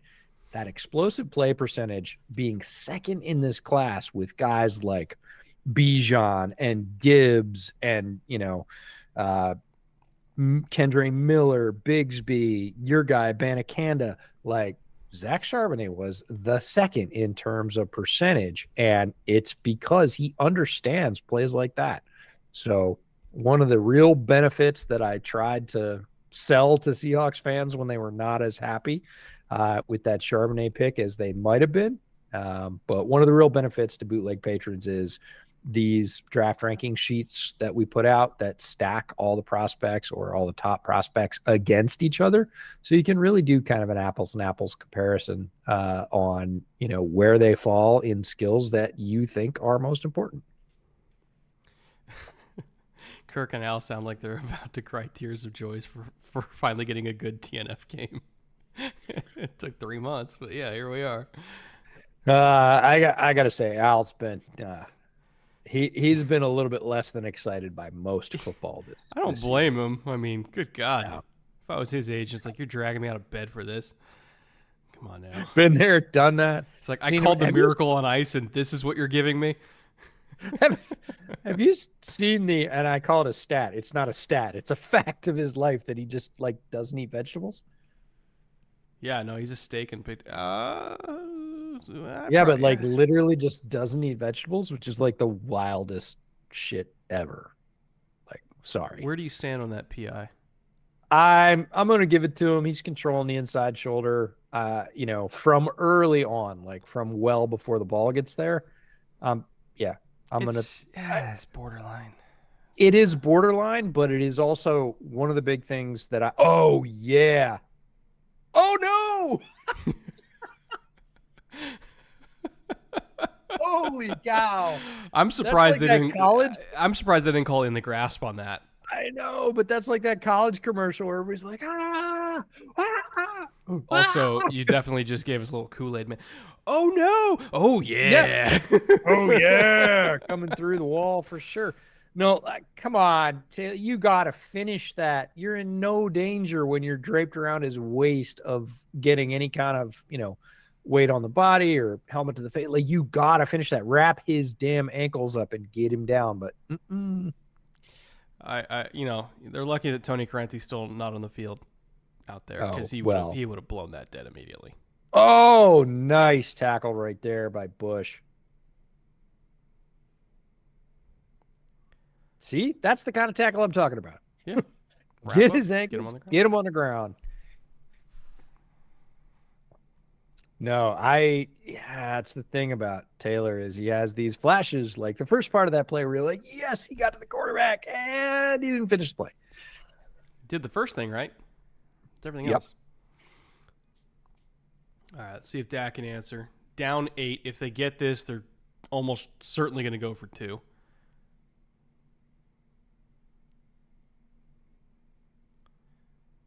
Oh, man. I'm feeling for Pollard there. Yeah. Hey, that's just here. Do something. I don't want to get hit. You get hit instead of me. Yeah. Okay. All right. I'll do that for you. That's my job. It's like, here, this grenade is going to go off in 4 seconds. I'm going to throw it right at you. So, just fun fact. Have a friend who was he was an EMT and he was a paramedic. And do you know what Epicac is? Oh, no stories end up being good when they involve Epicac. So Epicac is a substance that you give patients who, quite frankly, you need to throw up, right? So they would play to keep themselves entertained Epicac roulette in the aid car. Oh, no. Because it usually takes about 12 minutes to take effect. So they would guesstimate, this is well before GPS, they would guesstimate how far they were from the ER and Epicac them at the limit. And obviously this is a high risk gamble because if you lose, you're cleaning up the aid car before the next car. You're heading to the car wash to clean things out. But if it works just as you intended, you hand them off to the folks at the ER and go, oh, yeah, we Epicac them 13 minutes ago. And they go, you son of a... Right? And then they have 30 seconds to deal with it. Oh, my God. So, yeah. It's I just changed into these scrubs. Hope you got a spare. Oh, that's great. Echo Warrior had one here for $5. Any chance we get a video on how awesome Steichen's been this year? To be in contention with the injuries, Minshew at quarterback is pretty crazy. 100% agree. Like, this team should not be in the playoffs right now, but like if the playoffs were today, they're in. And for them to do all this with a quarterback who it feels like, like his family's being held hostage, and the only way to release them is to give the ball to the other team. Like, that's what Gardner Minshew's been this year. And so for them to be in a playoff spot with him at quarterback is nothing short of incredible. And I think it's a testament to Steichen. He's one of the front runners for Coach of the Year, for sure. He's one of the front runners. I'm trying to think who else would beat him out at this point. Probably D'Amico is up there. D'Amico's got to be. But, I mean, as of right now, like, Texans are not in the playoffs and Colts are, so, like, Steichen's got that over him. Who else might be Coach of the Year? It might just be those two that are like front runners for it. There's always going to be the votes for the teams that are most successful, so that Sirianni's going to get some votes. Like, that's a Harbaugh, given Campbell. Yeah, it feels like Harbaugh should, but he should a lot of years, but it just feels like people for some reason go, no, it's not him. And that's weird to me because he's been exceptionally good in a division that is really, really tough every year. He has done all the things that I would say you need to do in terms of overcoming big rashes of injuries and keeping his team competitive even when they shouldn't have been in multiple ways. And for some reason, it just seems like that kind of gets overshadowed. Like, he's always kind of on the ballot, but like fourth or fifth. Yeah. Like he never feels like he's a sort of true threat to win it. It always takes a little bit more. It's like, and he's great too. Right. It's like maybe more flash, I guess. And he is not a flashy coach, but he is, make no mistake, he's a great coach. He's very, very good. Tomlin when he wins the North. Yeah, we'll see. Argue. If this Steelers team wins the AFC North, fine. Yeah, give Tomlin whatever award you want. Okay, with Justin is in competition, I gotta say, for comment of the night, talking about Epic Hack. So medical malort. Yeah, pretty much. Yep, that's about right. Yeah. Anyways, you got to take next Deron Bland pick 6. We're taking Epicac shots. Oh no, we are so not. You got to do. I will say, shout out to all the first responders out there, cops, firefighters, EMTs. Really, really tough job, and you got to find your laps where you can get them because they're few and far between. So, yeah. Have you met Ian, the father of my godson? Not yet. No. So he was an EMT. Now he works for sheriffs, and he's about to start academy in the new year. But boy, some of the stories that he has that he's told me from his EMT days. It's not fun. No. Like, it is not for fun. What it is like for what they get paid. Yeah, no. I'm like, how is this in an equitable society? How are we paying EMTs that? Like, for what they do? Good God. Yeah, no, it is unrelenting, and it's day after day, and it just doesn't get a lot easier. There are very few quote unquote easy days or days off. No. Curtis Rogers for $2 is Cup hitting the age wall. He looks lost, slower. I don't think it's the age wall this year. I think it's the injury wall, and you can say those are related. You can say that's the wear and tear wall if you want to. I don't know that it's purely the age wall. I don't feel like he is over. I feel like he is feeling a ton of pressure as one of few veterans on that team. You got Stafford, you got Cup, you got, AD, and not a ton of other veteran guys. And I think Coop is feeling the pressure to, set an example, show leadership, play through injury, whatever. And it's pretty clear that he's not right, because obviously when that guy's right, he's a 2,000 yard per year receiver, which is unreal. Had one of the best wide receiver seasons in history. He definitely does not look like that. I'm not sure it's just the age wall. It feels like he's been dinged up. And, I would love to see him come back. He's a tremendous technician. Great, great player. I hope that he has more good football left and that the injuries don't stack up because they do with a lot of players. Obviously, we talk about running backs all the time, but, wide receivers are not exempt from that category. JSN was about 2 steps away from breaking that, so they're in third Yep. and short. Have to imagine this is going to be a sneak, and it is. It is. So they get it. Excellent job by Gino to do what's called finding the bubble.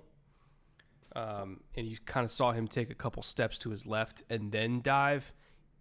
The bubble in a defensive front is whatever gap is not occupied, like immediately by like there's a bubble in the front. Like that's what coaches refer to it as.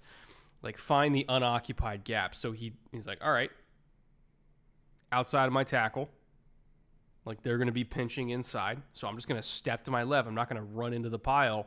Step to my left, find the bubble, shoot into that. Easy first down. Yeah, Ooh, the crack bubble toss. is Nope. the bubble is the easy version of run to daylight. Yeah.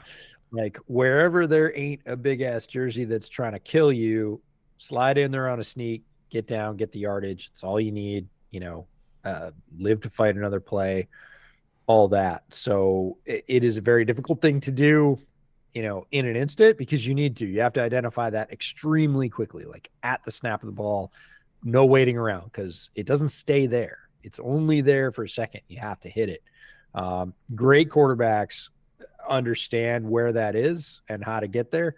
Tom Brady was amazing at the quarterback sneak because he could identify that gap, that space where nobody was in an instant and get in there. And his conversion percentage on sneaks was obscenely high. Like over 90%, I think. Yeah. So the danger, that's incomplete. It's not a fumble. The danger when you're running nakeds, like a naked boot, into a 5-man surface like the one the Cowboys were given, is that the edge, which in this case is Micah, he's not crashing down on like he's going after the quarterback. That's his job, right? Because the linebackers are going to be playing fallback fits to handle any sort of cutback. So the edge, like in a 5-man surface, the edge doesn't have to handle a cutback from the running back. He can just go to the quarterback. So if they're running naked against that front, it's on Gino to say, let's get out of it. That's a really good spot. Like, and by really good, I mean really good for Seahawks fans. Like, I don't think he got quite that far. No, he didn't. That is a favorable spot if you're a Seahawks fan. That is a tough spot if you're a Cowboys fan. He was a yard short. He was like half a yard short, and they gave him every bit of forward progress for sure. Good catch by Gino on a high snap there, and a beautiful throw, and Lockett dropped it. Was it 2? That's 2 tonight. Uncharacteristic. He heard, well, this is our fault. I mean, purely. We said Lockett over, and he's had umpteen opportunities to go over, and if he'd caught the 2 that he dropped, he would be well over right now. That you don't see that. That hit him squarely in the midst, and he just couldn't come down with it. He's had 2 tonight. CD's had 3 tonight. Like, there's really good receivers dropping balls out here. So anti-Lockett like. That is, as someone that's watched his entire career from K-State onward, like, not something you see from him. That is really uncharacteristic. Oh, Gino. Yeah, he got it out. It was a. I kind of would like him to just take that sack. All right. By the way, that drop was going to put Lockett over his number of 43 yards. Oh, so easily, and so would the last one have. Ooh, Cross is struggling with the outside rush. Nathan Woolley for $10. Thank you for all the content. You are extremely welcome. We love doing this for all of you. Any draft fits that you're particularly interested in? Yes, many. You'll be hearing about them for months. For me, I'd be stoked if the Vikings got Chris Jenkins for the IDL. Okay. Yeah, you can sell me on that pretty easily. Another screen. And who's it to?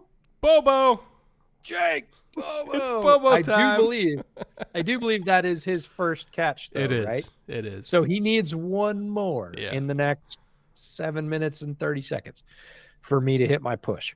Thank you for the $10, Nathan. We will keep you in mind. We will keep that fit in mind. That's nice.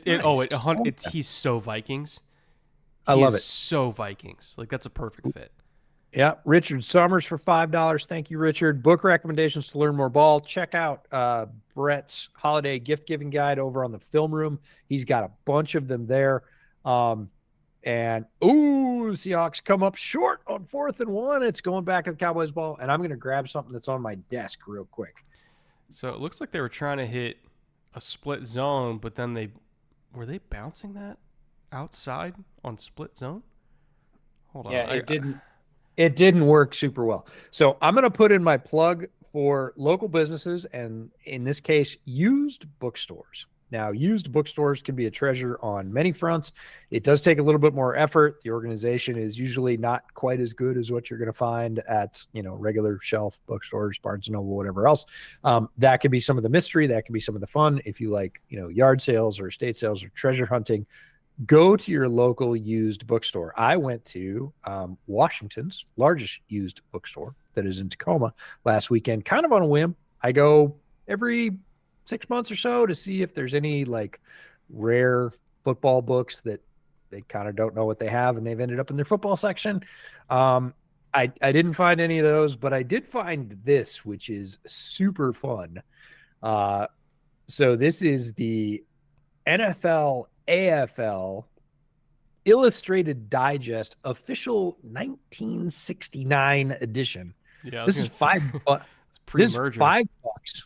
Yeah, it's $5. And it is full of all kinds of really interesting things, including play diagrams, favorite plays of the teams, That's so cool. full rosters, stat leaders. And again, this is when the NFL and the AFL were still separate. So the AFL write-ups are quite different than the NFL write-ups. All kinds of young players profiled in here who went on to Hall of Fame careers. Just super, super fun stuff. $5, right? It's on a shelf. Nobody really cares. Really, really fascinating to somebody like me. I've passed on some of the play diagrams to Coach Dan Casey, one of the great follows on Twitter, because he was really interesting. I know Doug Farrar, who writes for USA Today, is a huge fan of used bookstores and old books. Just swing in, see if there's anything that you want, see if there's something you can get. There's a ton of Seahawks books there. Again, being in the Northwest, if I had a Seahawks fan on my list, I would have, gotten them one of the old like 1980 hard covers. Like, this is the Seahawks books that are super fun, super reasonable prices. Go check out your football section at your used bookstore. If not, obviously head over to Film Room, check out Brett's channel. He's got a great holiday gift guide with lots of book recommendations on there. Just showed the replay of Tank winning, and didn't see if they were bringing a fire zone off the edge, but Tank backdoored Charles Cross. He was at a 6, and then he backdoored Charles Cross inside into the B gap. And the thing with Tank is he is getting up there in age, but the dude could still move. And the fact that he can be at a 6 and get inside of a tackle into the B gap from there in one step. He still got it. Seahawks give up run discipline for the first time really all night. That's got to be Pollard's longest run of the evening. Easily. He had another one for like 9. Yeah, it wasn't that, though. Yeah. Oh, he's wearing the Q collar. That's interesting. Yeah, he is. He's actually one of the spokesmen for Q collar. Really? And I saw Charbonnet was in the blue tent. Speaking of running backs. All right. Cowboys already almost in the red zone. Oh, Freak almost comes away with that one. He knows he should have had it. A little bit late. Bressie for $4.99. Y'all think the NFC South fire all their coaches? Well, I mean, Reich already, yes. Yeah, we got one. Dennis Allen. It's possible, but I doubt it. I They just do like their considering the continuity. ownership. I don't know. Yeah, they do like their continuity in New Orleans. Falcons. I'm getting to that point where I'm probably saying yes. We hope so. Well, not hope so. Like, I don't root for it, but like it's probably gonna. Well, we would like to see the Falcons offense be closer to its potential. Let's just put it that way. It's not that we want Arthur Smith to be out of a job. Not quite frankly that it would matter if he was, because he's richer than the owner. coaching contracts are guaranteed. He's still getting paid, unlike all the assistant coaches. And yes, he comes from, long line of family money, so he'll be okay. The owner's name is Arthur, and the head coach is still the richest Arthur in the building. So, like, he'll be fine either way. But, like, still, generally speaking, we don't root for people to have to uproot their families or anything like that. And mostly it's because of all the other coaches, the position coaches whose contracts are not guaranteed and will be scrambling for jobs. And that is, yes, they're paid well at the NFL level, but not to the point where they just don't need to go out and get work again. So, either way, I don't think Tampa moves on either. So, to answer your question, like probably half the division. Not all the division. 50-50. Dak getting to the outside. Tariq is chipping. Dak. you saw Dak kind of. He's like, all right, let's go. Yeah, Tariq is chipping. Dak did have a cutback lane there. He had a first down if he wanted it. Oh, what's Pete hot about? That would be the great name for a podcast. What's Pete hot about? What's Pete hot about? That mark is going to be tough, too. Oh, yeah. Show him how big you are, Dak. All right. Dude, can we just talk about the fact that we got 4:41 left in the fourth? It's a 5-point game. The Cowboys might score. Like, this is a lot of fun. This is a great TNF game. And we're in a 13 personnel wing, which I haven't seen in a while. They do still exist. They do still exist. All right. Flag on who? Delay a game. All right. So it's going to be 2nd and 7, which means they're not going to be in 13 personnel anymore. Probably not. So I'm going to guess. So if you're left hash, 2nd and 7 in the red zone, you're in 4-down territory because you have to score here. Means one of your next two plays probably going to be a run. Well, you should have 2 in the can right now, period. I don't think this is a run based on the formation. Yeah. Oh, guess who? Ferguson again. And you saw the look back at Jamal. How perfect is that? Jake Ferguson has been a thorn in the side of the Seahawks for the entire game. Comes back and gives them the go-ahead score. And just watch him muscle. Oh, he just shoved. Yeah. He just shoved. He just Adams muscled through him. He just got him out of the way. Great hands catch. Almost didn't get it, but almost only counts in horseshoes and hand grenades. He is in there, and that is 6. And also, this is how you know Dak's played for a long time, right? So if it's man cut, they're going for 2. Yes, indeed. All right. And they're putting the ball in Dak's hands. He got it. Took Cooks. Nice. So that throw to Ferguson is how I know Dak has played for a long time, because when it's man coverage, you got a little body on a big body, right? But if you're playing man coverage in the red zone from over the top and you're not in zone, so you're not looking back at the quarterback, if you're playing man from trail, like you're underneath the receiver, it's always said like you can only guard the width of your body. If you're in between the quarterback and the receiver and you're trailing and you're not looking back, like the only area you're defending is the width of your shoulders. But if you're playing man from top down, especially in a red zone situation where you're basically parking yourself in front of the end zone and it's a vertical release, instead of dropping it all the way in like a teardrop to the back pylon, which you're really only going to do if he's playing trail, if you're playing it from over the top, you could tell Dak's played for a long time because he knows to put the ball back inside. Because Jamal's not looking at the quarterback in man coverage. He's looking at Ferguson because he's trying to play a fade from the top down. And so what Dak does is he leaves it back inside because he's not going to make Ferguson fight through Jamal Adams' body to get to that pylon. He's going to leave it back inside because no matter what, like Jamal's going to be flat-footed, and if you just bend it back inside, he's not going to then be able to reach through the frame of Ferguson to make that catch. So Dak has seen that type of coverage so much in the red zone at this point because he's played like almost a decade that he's not going to force it to the pylon, even if that's how it's drawn up. If it's one-on-one out there and I got a big body against a smaller body, like I'm going to create leverage with the placement of this throw, and that's exactly what he did. It's almost impossible for Jamal to make that play. Like, unless he's literally looking back at the quarterback, which why would he? He's in man, So, great throw by Dak. Yeah, he'd have to play with a different leverage. Payco, the Traveler, for $4.99. We appreciate you. Thoughts on Spoon so far this game, and what do you think his chances are at getting Defensive Rookie of the Year? Spoon's played great. Spoon is who he is. Super aggressive. He's going to come forward. It's going to be super physical. Coverage has been very good. They've been picking on Tariq more again because Tariq has not been playing at the level prior to this game that he was last year. So when they've been picking on somebody, it's been Woolen, not Spoon. And that's a credit to Spoon's defense. We love Spoon. Chances of getting Defensive Rookie of the Year, pretty high.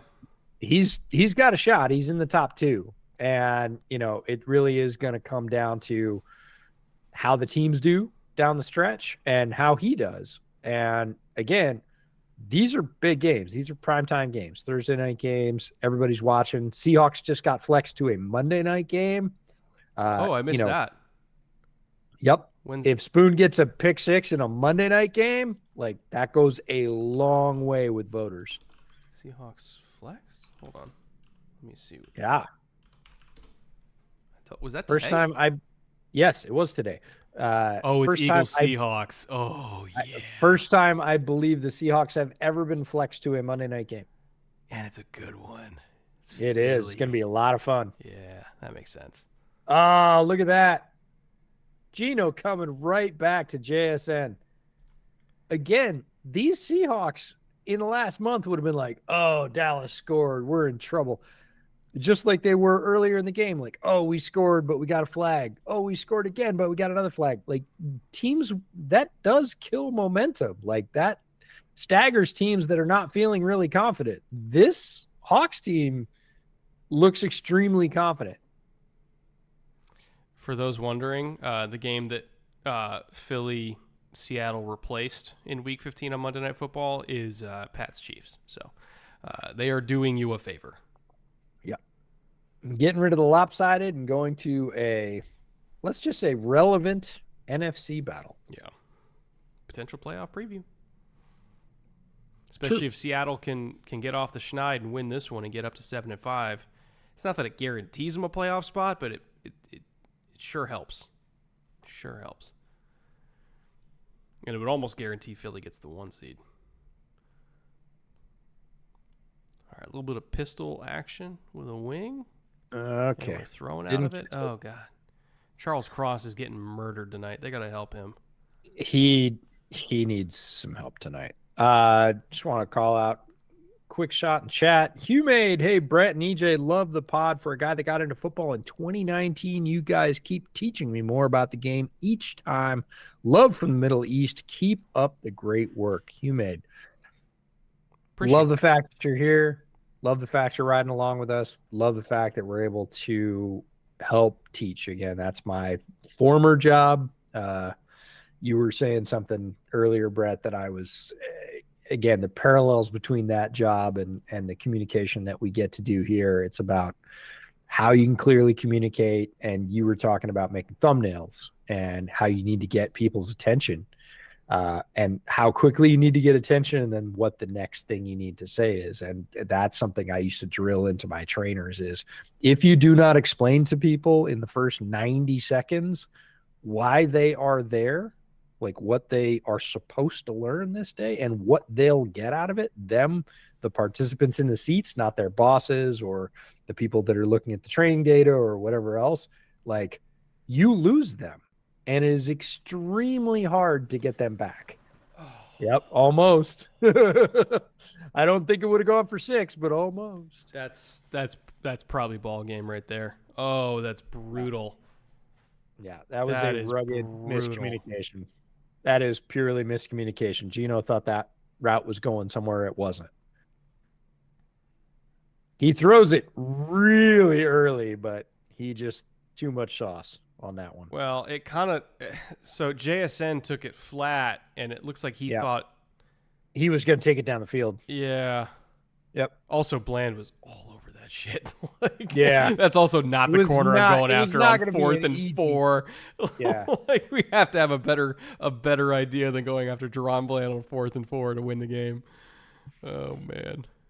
And just a shout out to folks who've watched the NFL for a while. You know who the Cowboys secondary coach is? Al Harris, right? Al Harris. Yeah. Former Green Bay Packer great. Played for McCarthy, has that relationship, and is coaching these guys. And if you are excited by guys like Deron Bland's progress or guys like Trayvon Diggs' progress, like that's Al Harris. Like he is their position coach. He is, I believe he will end up as a DC in this league at least. So there's a couple tackles that have been taken very early, and typically tackles a spot that has a higher hit rate than most positions, but I'm looking around the league at Charles Cross and Evan Neal and Trevor Penning. And great call. Okay. So they've been showing that all night, and they finally gave it to him. Right. Finally. This is why I'm more excited about the Cowboys' chances as we get towards the postseason than I typically am, which is not very much. And it's because they have truly learned from what happened in the first 5 or 6 games and changed. And that has not been a thing with Dallas forever. Like, let's be honest. They haven't won a postseason game in a good long time.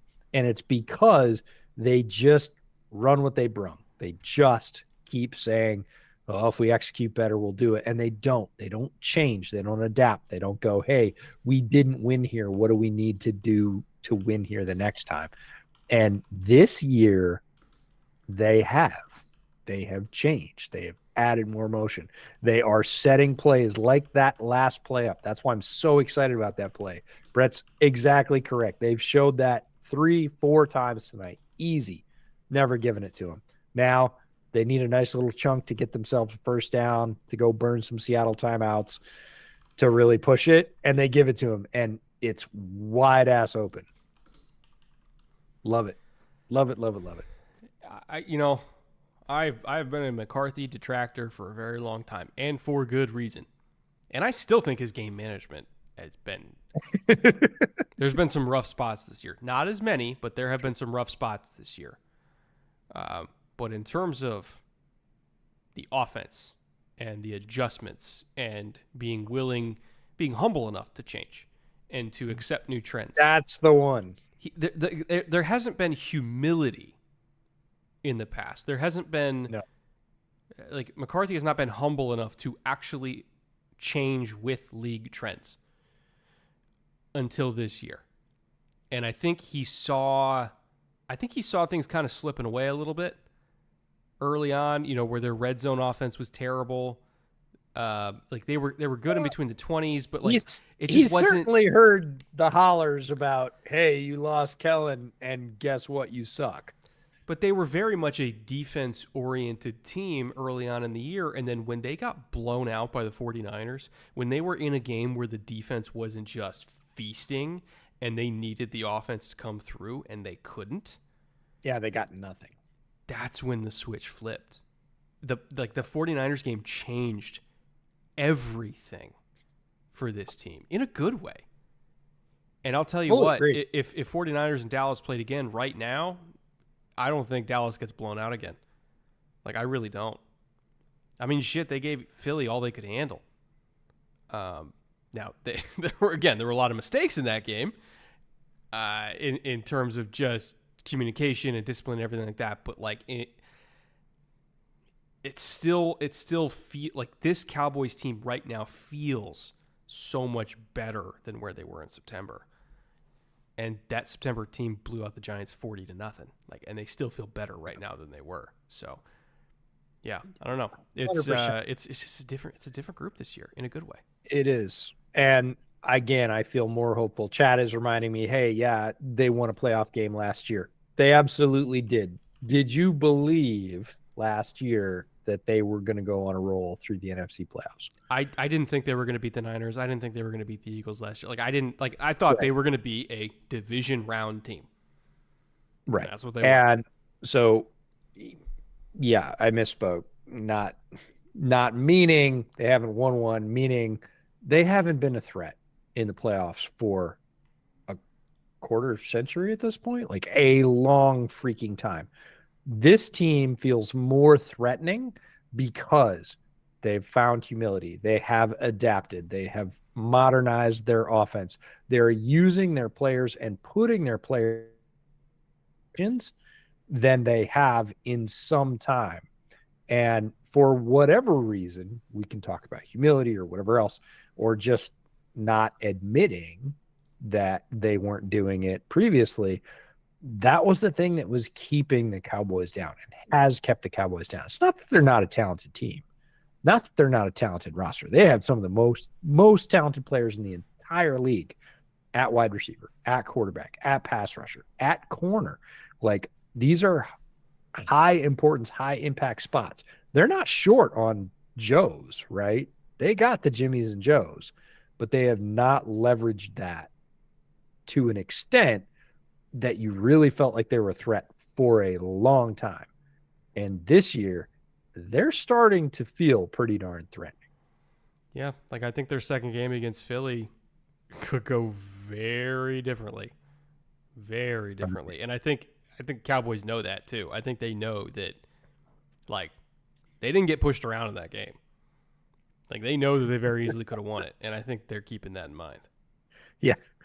Fade NXC2. Half their players weren't alive the last time they were a genuine threat. Exactly.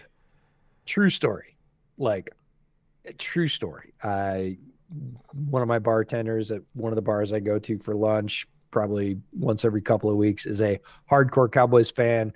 Grew up, played, again, Texas high school football, walked on at Oklahoma State, hardcore Cowboys fan, and is willing, just like Blake Ferguson, to talk the talk. And at this point says, I've talked enough shit in my life about the Cowboys that I'm all in. There's no backing out. All I can do is add more on top. So shout out to Chris. But he knows he's a smart and knowledgeable football fan. He played the game. He understands what they have and what they don't and why they've failed. And he's almost tacitly excited this year. And he should be. This change is meaningful, Cowboys watchers. Like, I know lots of people have said that many, many times over the past decades. This one feels a little bit different. They feel like they could make some noise. They still need to get lucky. They still need to stay healthy. All the things that most teams that go on to win, postseason games need. But it feels like they could, like they legitimately could for the first time in a while. Key stop by Seattle. Now, they don't have any timeouts left, but they did keep it to 3. So Gino's going to have 1:46, no timeouts, to go get a touchdown. Tall order. But Gino has done Gino things before. Very key stop by that defense, though, to keep it to 3. Yeah. Key stop by the defense, and difficult on the road. Like, AT&T is not one of the stadiums where you see, like, legions of opposing fans. I mean, we saw plenty of Patriots fans when we were there last month or month before at this point. But not as many as you think. Not tons. Like, people come to Dallas because the weather's good and it's an easy flight. It's a big hub. It's easy to get to. But it is not like SoFi. It is not like Allegiant. You do not see, you see mostly Cowboys fans in that building. And they are fired up to see their team, regardless of their postseason chances. So this is not an easy task for Gino. This is not like if it was at Lumen and he had, 45, 50,000 12s behind him. Now, chat asks, why would McCarthy kick it?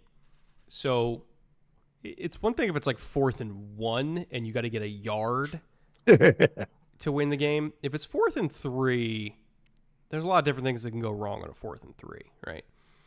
And if you don't get it, then they just need a field goal, and it's a lot more manageable in a minute 46 to get into field goal range and then do a spike to send it to overtime than it is where you're in this spot where you have to get a touchdown. So I get it, honestly. If you're forcing them to have to get a touchdown instead of a field goal, I have to imagine the percentages are close. And if it was 4th and 1, I say, yeah, go for it. 4th and 3, make Geno get a touchdown. Great stat on Geno right there. 3rd most fourth quarter or OT comebacks in the NFL over the last 2 years. So, again, not out of the realm of possibility. This is one of the guys that can do it. Now, got to make the throws. Makes a big one to lock it right off. That's a good start. And again, out of bounds, so clock stopped. Gotta keep focused, but not out of the realm of possibility here. And again, I'm just gonna say it, like, great TNF game. Like, the fact that we are, on the final drive, ball in Seahawks hands with them, with a chance to win it on the road. We've been hoping for like really fun, really competitive TNF games. This thing has delivered like on many levels. Look at how wide Parsons is because he knows he's going to get a chip from Dallas. He's like lining up for the next county over. What is the deal with Fant? Like, he doesn't look near as explosive as he used to. He was downright lumbering on that reception. Wow. He also looks a little bit bigger than he used to. Yeah, I would not disagree. Ooh, hands are about the same as they were. These tackles are getting just annihilated.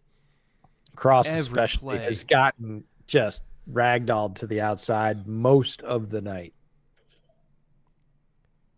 Like, they need Abraham Lucas like I need oxygen. Well, he did get activated to the roster, but somebody, I think it was Danya OG O'Grady, who is a Seahawks follower who we met in KC, runs part of the Field Goals podcast, and she was like, remember when we all thought he was going to come back in week 5? Good times. Oh, great play. Wait a minute, that is Abe Lucas. What happened to Peters? Don't know. Tremendous play by Lewis across the middle there to get his hand in. Great one-on-one coverage. Did they switch right tackles in the middle of the game and I totally missed it? I think they did. Well, Abe Lucas is out there. Yeah, here you go. 4th and 2. This is it. This is ball game right here. You got to have this. All right, trips right. A little bit of motion to bunch. Look out, Parsons. Oh, God, they blew the protection. Yeah, 100%. You cannot let Micah Parsons come unmolested. And there's no way that was the they plan. Blew it up like that. Yeah, there's no way that was the plan. Nope. Like, that is, again, Dallas has dudes on both sides of the ball, and you have to account for them. He is lined up wide. You cannot stay inside. Like, Dallas was the screener, too. Like, they were trying to get Dallas out underneath as an outlet. He was not a blocker in that play. What was the call? Bad, poor. Like, I got to say that's all. I don't know who that's on. It's tough not to blame that on Waldron. Like, you can't blame Geno for that. Like, I mean, he had Mike Parsons in his face. But also, I want to know. So it's very possible that if they had a timeout, they would have called timeout to get into a new call, but they didn't have an option, so they just had to run it and hope, right? That's possible what happened there, because I'm looking at the front, and I'm like, I don't know if there's an answer there. Like, that might have just been you tip your cap to Dan Quinn, but what the hell? Yeah, if you're looking at most dangerous man, so MDM, right? Like Parsons is pretty much going to be designated MDM on like every freaking play. He Yeah. has to be accounted for. And he's not. The Cowboys come out with a victory. They just put up a stat, what it was fourth or fifth straight home game over 40 points. Only three other teams have ever done that, including one team from 1952 that they mentioned.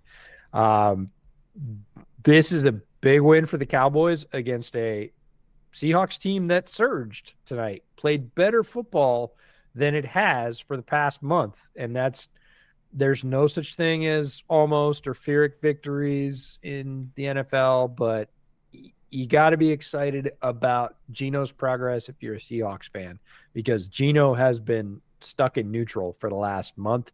He was not tonight. He was sharp. He gave this team a chance on the road. Dallas, again, looks dangerous, looks like they can threaten. Right now, unless they get a lot of help, they're going to be a wild card team. Like the Eagles are going to have to stumble pretty hard. But, if they do or even if they don't, Dallas is the most dangerous NFC wildcard team right now, without a doubt. So Green Bay's on bye this week, but I'm just looking at the playoff machine right now. So they're 5-6 right now.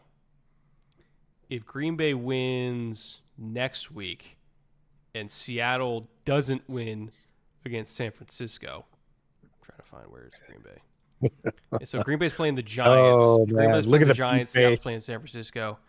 If Seattle does not win at Levi's and Green Bay does, Green Bay's taking Seattle's spot. So Yeah. we're on, level 5 fucking fire alarm here in Seattle. Like they basically have to be perfect the rest of the year because Green Bay's right there. Right there. Yeah. They wasted a bunch of time in the middle of the year. They went a little bit flat. We knew they might regress a bit because they definitely overachieved last year, but maybe they hit a little bit more of a flat spot, certainly than their fans would like. And they've left themselves no margin for error. Everybody talks about, the AFC is so competitive and the NFC is so soft. Like the NFC is not soft. Like it's still a challenging division or a challenging conference. And they have a lot of good teams. Never mind. I misread it. They're playing Green Bay's playing KC this week. But let me just put in KC wins, right? Okay. Now let me put San Francisco wins next week and the Green Bay beats the Giants. It's still the same thing. Even if Green Bay loses this week, it's still the same thing. If they beat the Giants next week and Seahawks lose to San Francisco, Green Bay's still the 7 seed at 6-7. So again, it comes down to you got to beat your rivals. It's dire. And the Seahawks and the Niners, man, that's the rival game right there. You got to beat them.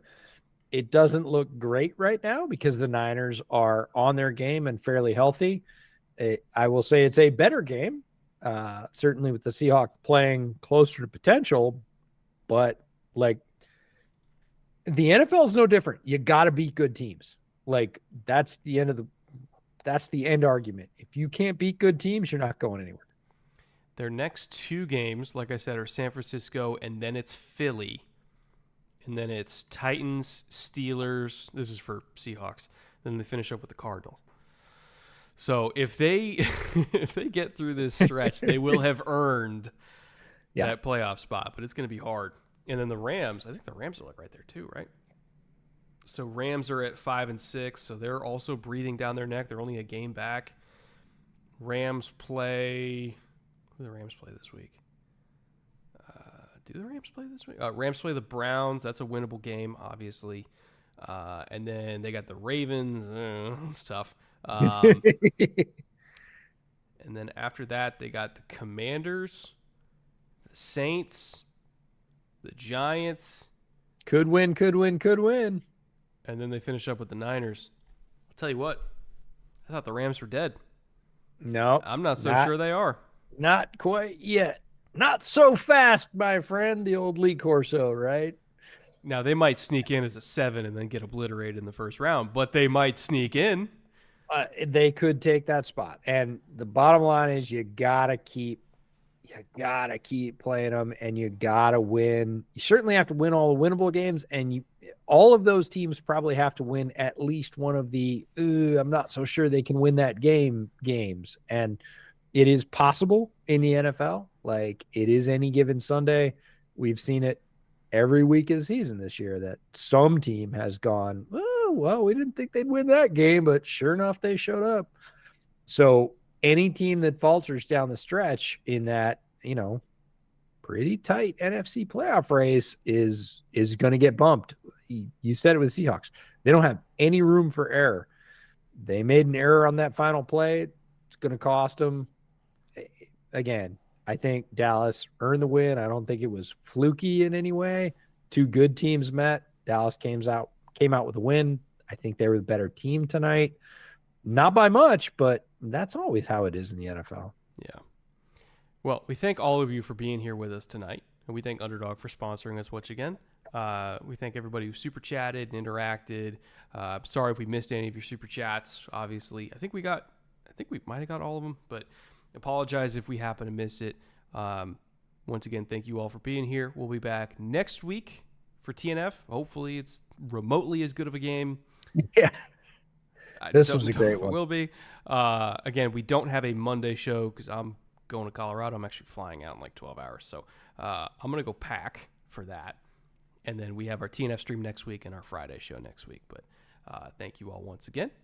And we will see you next week.